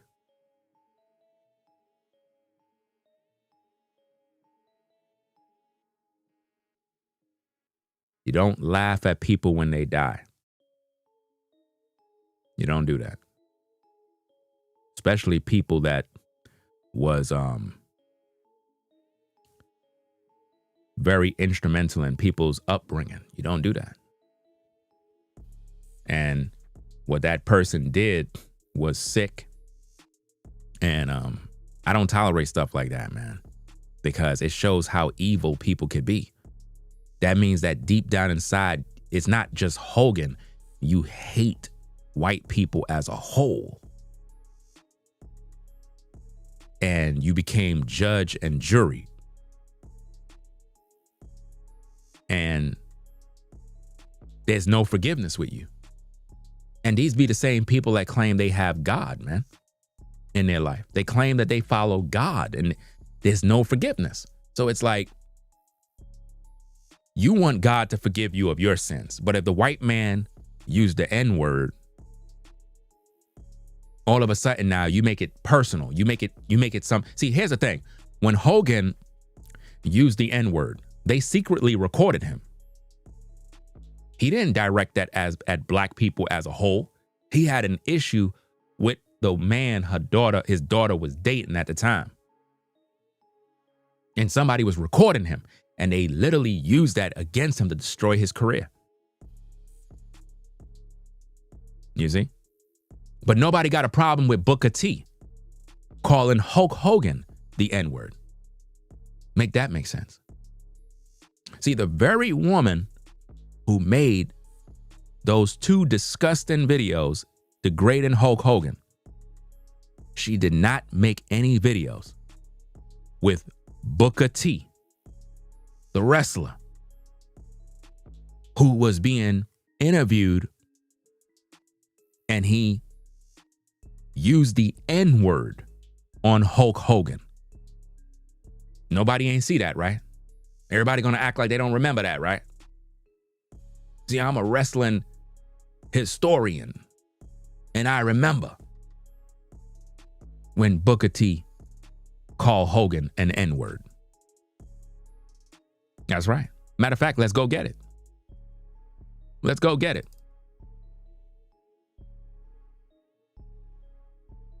Let's go get it. Booker T use N-word. Because the black community is full of hypocrites. They want to talk about Hogan being a racist, but they don't talk about Booker T. They don't want to talk about that. Watch this, guys. Hold on. I want to download this video.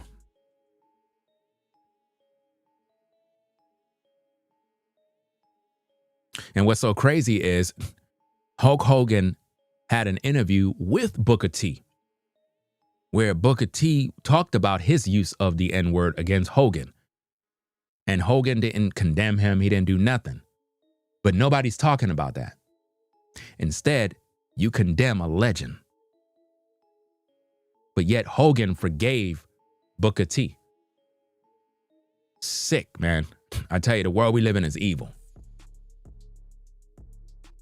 Let me download this video. Give me a minute, guys, because I want you to see Booker T in action so you can see it for yourself.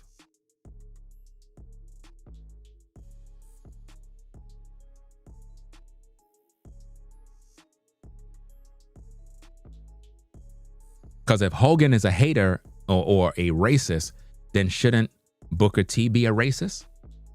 Shouldn't Booker T be condemned? I mean, surely he should be condemned.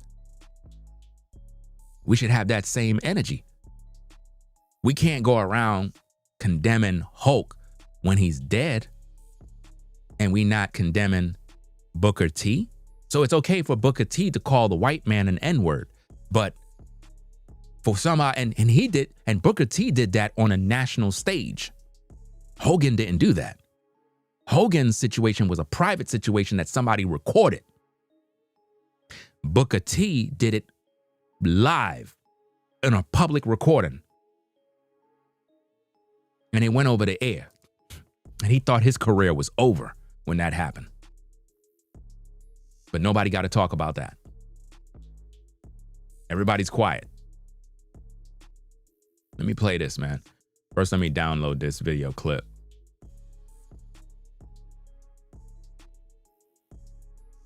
I don't know why it's bugging out. Okay, download. Let me see.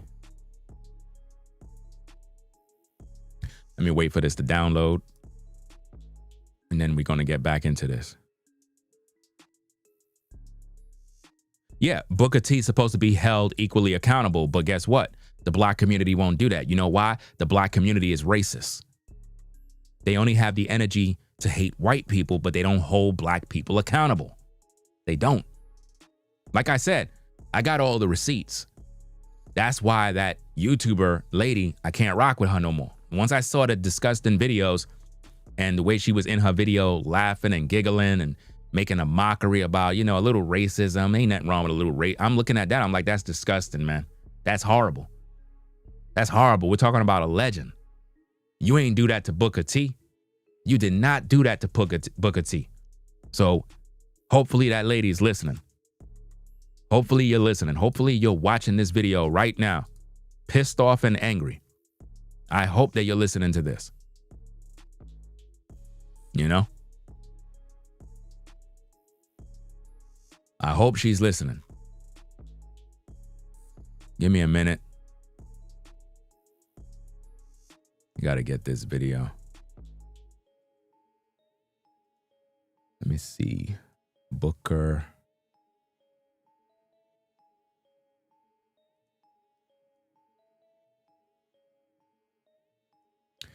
Okay. Booker T call Hogan N-word. All right, guys, check this out. Wait. Expect the same. All right, check this out, guys.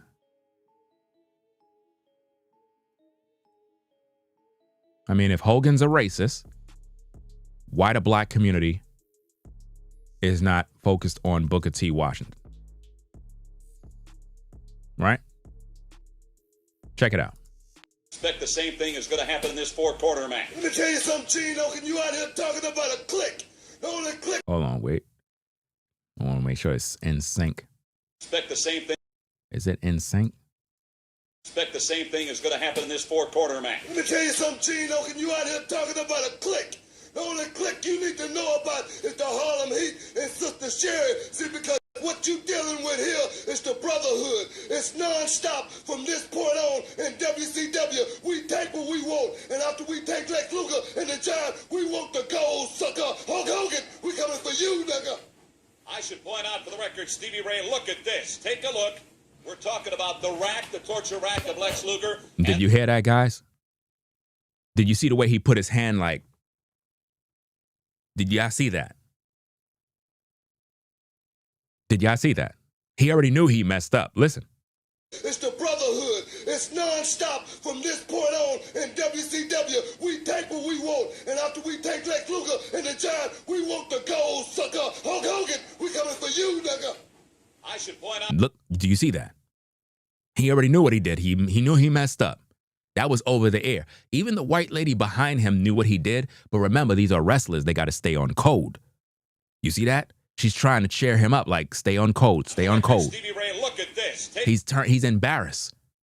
He's embarrassed. He called Hulk Hogan the N-word. You see that? So where is the black community to be outraged about that? Where are they?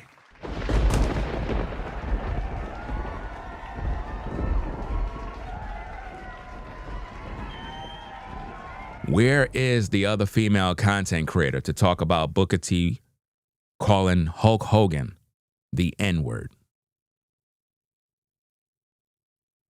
No comment. This is why I gotta do these videos, guys. This is why. The black community is nothing but a bunch of hypocrites because they came after Hulk Hogan. They came after Hulk Hogan calling him a racist because of what he said about his daughter's boyfriend, which was private. Somebody recorded it and aired it out. Booker T did this live on TV. So it's okay for the black man to go on television and call the white man an N-word. It's okay. No outrage, no alarm. Right? But because Hogan had a mishap, it's an issue. Think about that. Oh, y'all want more? Okay, I got more for you. Because I'm already finished with the show. And I'm going to do separate videos with this. I'm going to do separate videos with this issue. But since I got y'all attention, might as well I continue. I'm going to show you an interview between Hulk Hogan and Booker T. Because I think I got that interview here. I think I got the interview here. Let me see.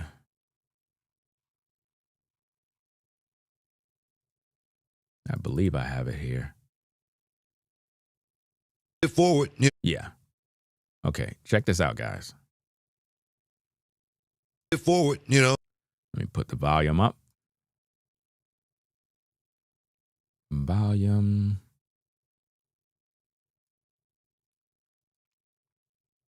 Okay. Check this out. This is, I believe this is the interview of Booker T and Hulk Hogan.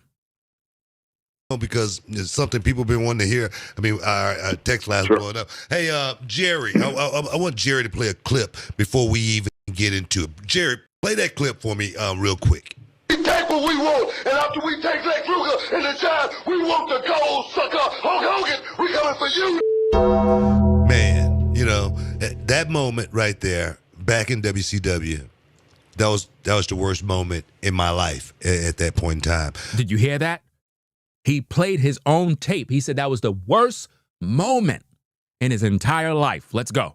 I definitely want to stick my head in the sand and never come out. I thought. Let me ask you this question. Go. I don't really remember during that time. Did it hit you right away? That's Hulk Hogan on the line. He's talking with Hulk Hogan, guys. Or was it later on where it turned into the worst day of your life? I don't remember. Immediately, it was the worst day of my life. I cringed. I wasn't aware of that. I'm sorry to hear that. I cringed when I said it. I mean, I literally like chills went through my body, and I was like, "Oh God, what did I just say?" And the thing is, what's not ironic about it, that's a word that I used to use like on a regular basis, like every day, you know, in my neighborhood where I grew up, that it was common. It's just something that we said.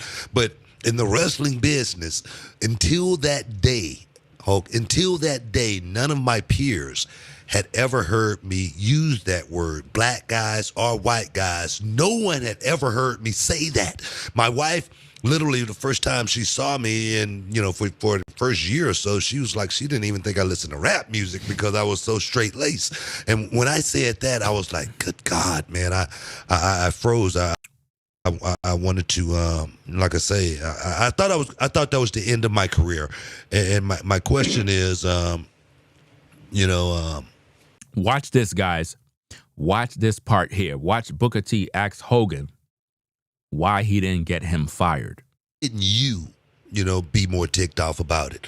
Why didn't you, lobby to go in and get me fired? I didn't understand at that time what was going on. That's why I just asked you. I said, did this happen immediately? I mean, did this happen later on, a year or 6 months or 2 years later? Because I wasn't aware how intense it was, So honestly, I haven't ever gone into lobby to get anybody fired, much less over that word, because whenever that was, and what year was that again? What? Remember what year it was? 98 maybe? I think a little, or 97, 96, 97. Now, think about this, guys. He asked Hulk Hogan, why didn't you lobby to get me fired? Hogan had all the pull, all the connections. He could have got Booker T fired. If Hogan was a racist, and I have the actual full interview, I'm going to do a video separate with that to debunk all the hate against Hulk. Booker T basically did an interview, and he was like, Hogan is not no racist. He said if he was a racist, he would have got me fired.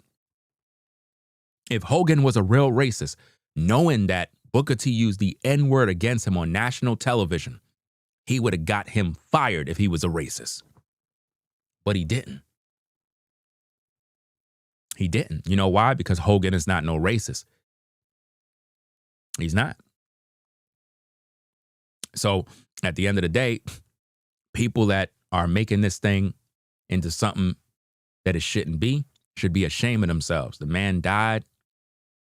Show your respects and keep it moving. But don't disrespect the man when he's dead. Because if you do, have that same energy for Booker T. Because he called Hulk the N-word. Expect the same thing is going to happen in this four-quarter match. Let me tell you something, Gene Hogan. You out here talking about a clique. The only clique you need to know about is the Harlem Heat and Sister Sherry. See, because what you dealing with here is the brotherhood. It's non-stop from this point on in WCW. We take what we want, and after we take Lex Luger and the Giant, we want the gold, sucker. Hulk Hogan, we coming for you, nigga. I should point out for the record. Right there, he done messed up his whole life. Even Mean Gene stayed on code. Think about it. Mean Gene knew what he did. But he stayed on code. He stayed within character because he don't want to mess up the show. But I'm pretty sure after all of that stuff, everybody had their conversation. So to the black community that have all these things to say about Hulk being a racist, where were you? Where were you when Booker T said this about Hulk Hogan? Where were you? To all the black racist content creators, I don't rock with you no more.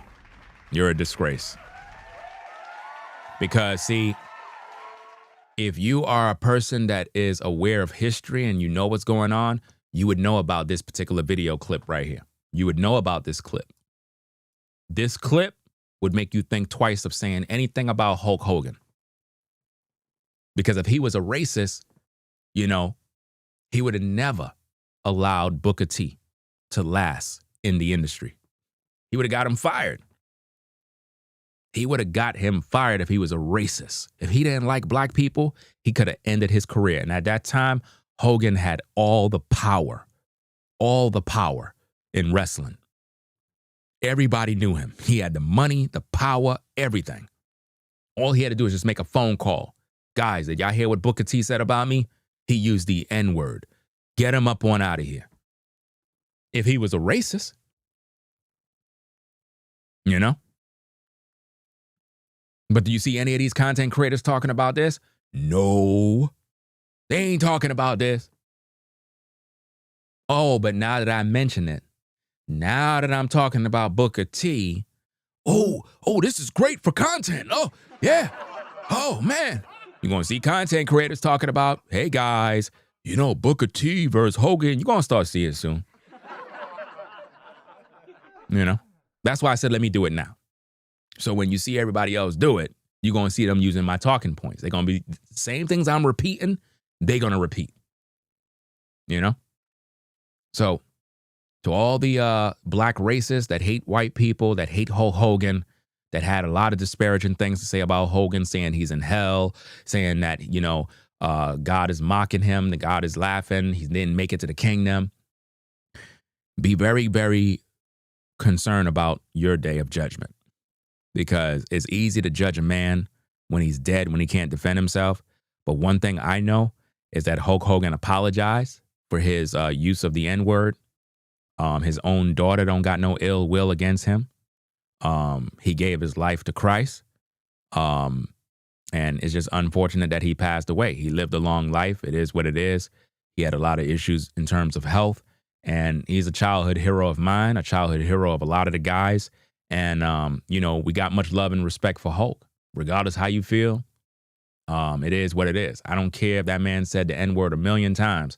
That's not going to make me disrespect that man. Never.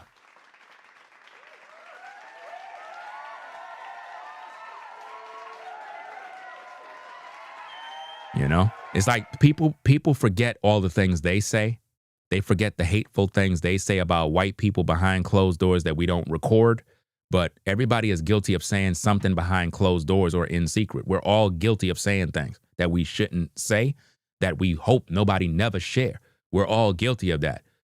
Somebody recorded Hulk Hogan saying what he said, and they aired that out. That was supposed to be a private situation. You know, I'm pretty sure out in the South, white folk use the N-word in regards to black people in their house, but they don't come out in nobody's face doing it. I don't care what you do in your house. You could do whatever you want in your house. You know? But if somebody is dead, have respect for them and their families. Right? Don't mock someone's death. Don't disrespect their legacy. Hogan is wrestling. Hogan was every child's hero back in the day. Every kid was a Hulkamaniac. Every kid back in the day. Nobody disliked Hogan. He was the hero. He was the man. And he brought forth a multitude of other wrestlers and allowed everybody to pretty much grow in the Federation. I stopped watching Hulk Hogan once he got into the New World Order Federation as Hollywood Hogan. That's when I pretty much stopped. But by then, you know, I grew up a little more, you know. But as a kid, Hogan was everything. He got us through. He was like a father figure. He was a mentor. He encouraged us to stay in school, eat our vitamins, respect our elders, respect our parents, teachers. I can recall many different shows where he did all of these different things. You know? That's the way it was back then. We literally stayed in school because of those wrestlers. They used to always tell us stuff. But I'm saying to the black community, all of you hateful, racist blacks, where's that energy for Booker T? Where's the energy for Booker T? If you don't got that same energy for Booker T, you're a hypocrite. If you got all this hate for Hogan, but you ain't saying nothing about Booker T, then what you're saying is that it's okay for black people to call white people N-words. So does that mean what you're doing to Hulk is fake outrage? It's just internal hate that you have. You're expressing your deep racist spirit. You know?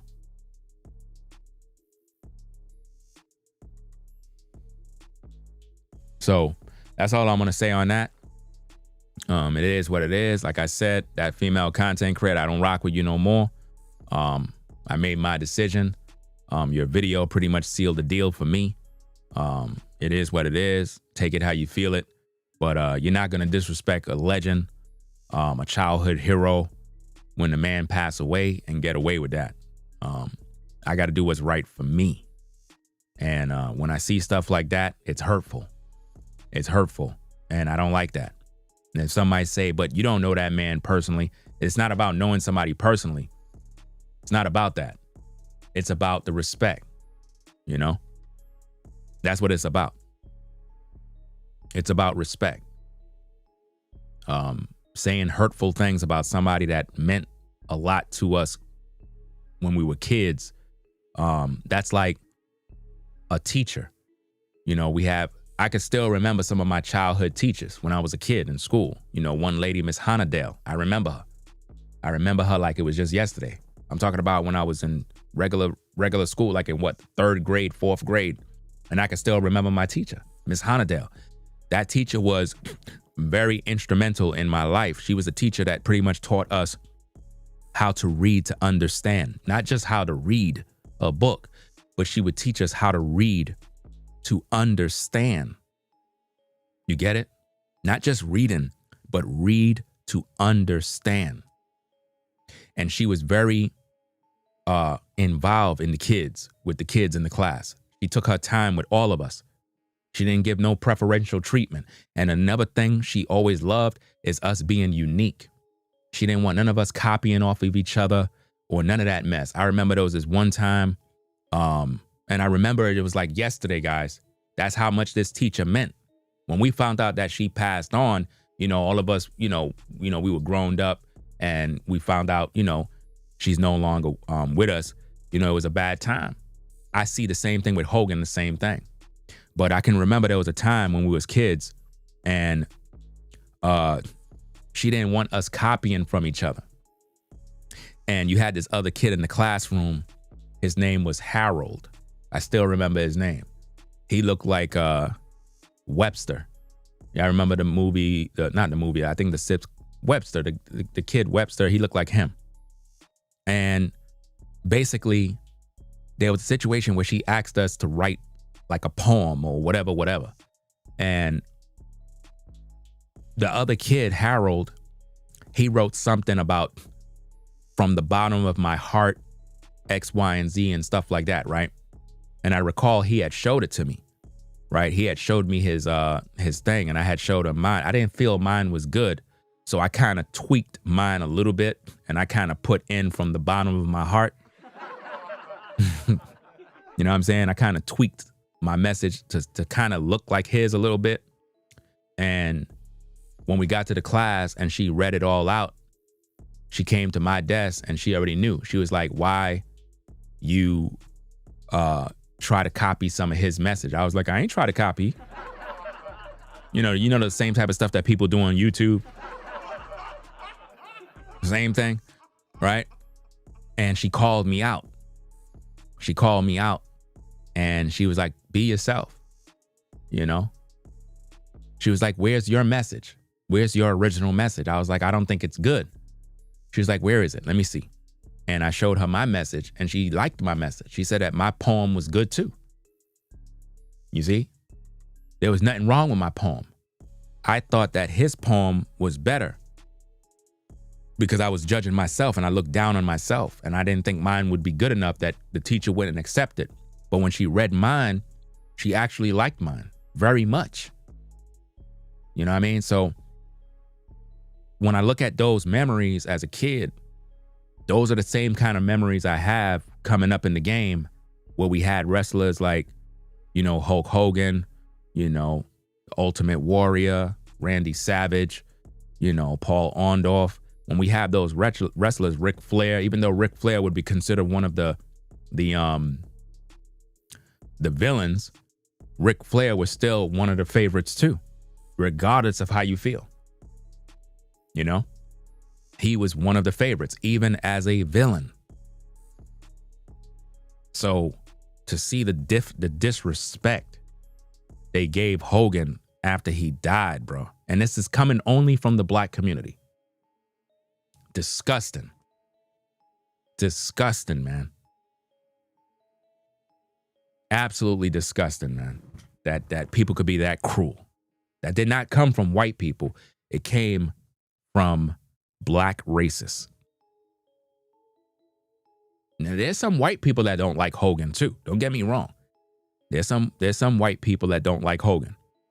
But the majority of the hate on social media after he died, predominantly black people, man. You know?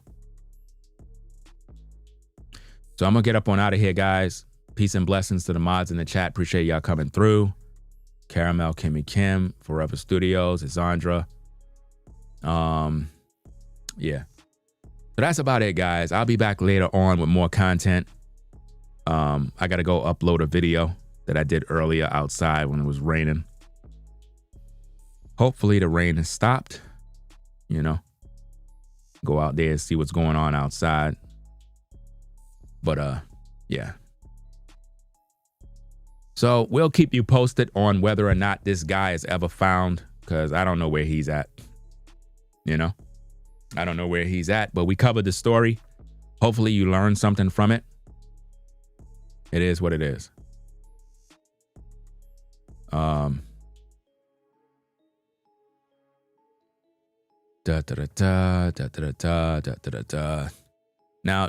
check out the comment from the devil, right? That's in the comments, right? More sickness from people, mental sickness.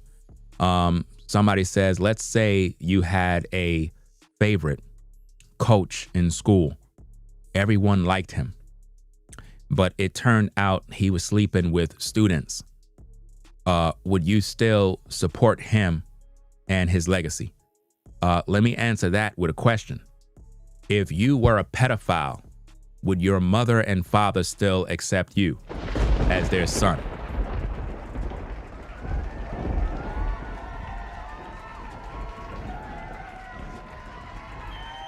Would your mother and father still accept you as their child if you were accused of being a pedophile? Or would they just say you're no longer my kid? See, it's crazy to me how you would think of the most sick thing to think about. It's like you just got to go low. So basically what you're saying is nobody should support Hogan. Did Hogan molest kids? No. Did Hogan grape a woman? No. So why would you even think about those things? Why is your mind so wicked and sick? Why is your mind so low in the gutter? Why are you even thinking about those thoughts? That's sick. You know? But see, the truth of the matter is this. To answer your question, I still would have respect for Hulk Hogan. You know why? His sin does not erase his legacy.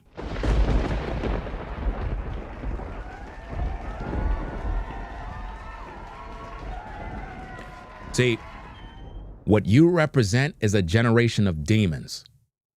A generation of demons. And I made videos about people just like you. A man can do good his whole life. Feeding the homeless, feeding the poor, raising the dead, being a good old church-going man, helping people in need, kind to everyone. But he commit a crime, and all of a sudden, people erase his whole history.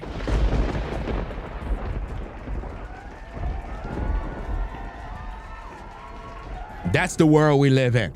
We live in a world where you can be good and clean for 50 years and do one thing and everybody hate you. But I'm going to tell you something. The only ones that do that is humans. That's not how God works. So when you say sin can mess up your legacy, no, people can. Because God don't see us like you. God don't see us like you. God do not see us like you. You are the type that would mess up someone's legacy because you live in that culture and generation that says you could be good and do great things your whole life, but if you do one thing that's wrong, we all hate you. They do that in the media all the time with superstars and legends. You could be perfect your whole life, have one mishap, they remove you. Did you know they remove Hulk from the Hall of Fame once that situation took place? They re-entered him back into the Hall of Fame, but when all of that happened, they stripped him of the Hall of Fame status, removed him from the Federation, took away his deals, his sponsorships. They took everything from that man. How could you do that? That's how the world is. The world is wicked. They'll take away. That's why it don't make no sense how good you are as a human being. I could be a great YouTuber providing the best content. The minute I say something that somebody don't like, all of a sudden they don't like me no more. I'm unsubscribing. I'm out of here. That's the nature of people, man. They're evil. You got to be perfect all the time.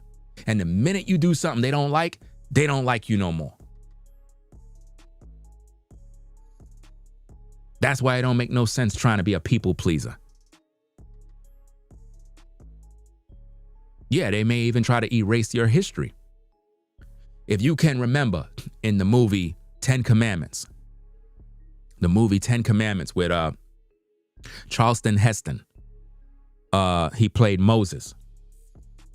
Great movie, but historically, the movie is false because, as you know, the people of the Most High is black. They're melanated people. It was not white people. You know what I mean? How could a white man be with the Egyptians? That don't even make sense. The Egyptians was a dark race of people too. So my point in bringing up that film, when the Egyptians found out that Moses was a Hebrew, they stripped him of his status and they said, strip him from all tablets, all books. May the name of Moses be stripped from all of Egypt, from every tablet, every book, and they banished all his credibility. They took everything away from him. It's all in the film. Look at it. You know? They took away all his status because once they found out that he wasn't Egyptian, they was like, we're not going to have no guy with this status. And that's exactly how we are today. The minute you do something wrong, they take away your Nobel Peace Prize, any awards they given you, they take it back. Just like they take the key of the city. Like how they do in New York, where the mayor and them give the key to the city. When somebody do something stupid, they take the keys back. That's how they do it. You know? So that's all I'm going to say, guys. This is a good stream, a lot of knowledge, a lot of understanding, a lot of information. Stay peaceful, guys. Stay at peace. Keep evildoers far from you, man. Sometimes you got to make tough decisions. But if you can't forgive Hulk of his mishap, nobody's going to forgive you of yours. So it is what it is. The Bible says that. If you can't forgive, others won't forgive you. So peace and blessings to the mods in the chat. I'm out of here. Y'all take care. Peace. We out. If you like our content, consider supporting via Cash App at $RingoTV Raw. Become a patron on patreon.com for exclusive video content not shown on YouTube.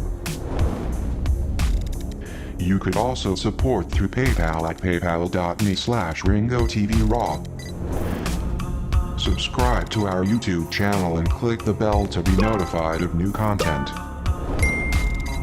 Follow me on Instagram at RingoTVRaw. This is Ringo TV Reactions, the only channel on YouTube bringing you the truth 100% raw and uncut.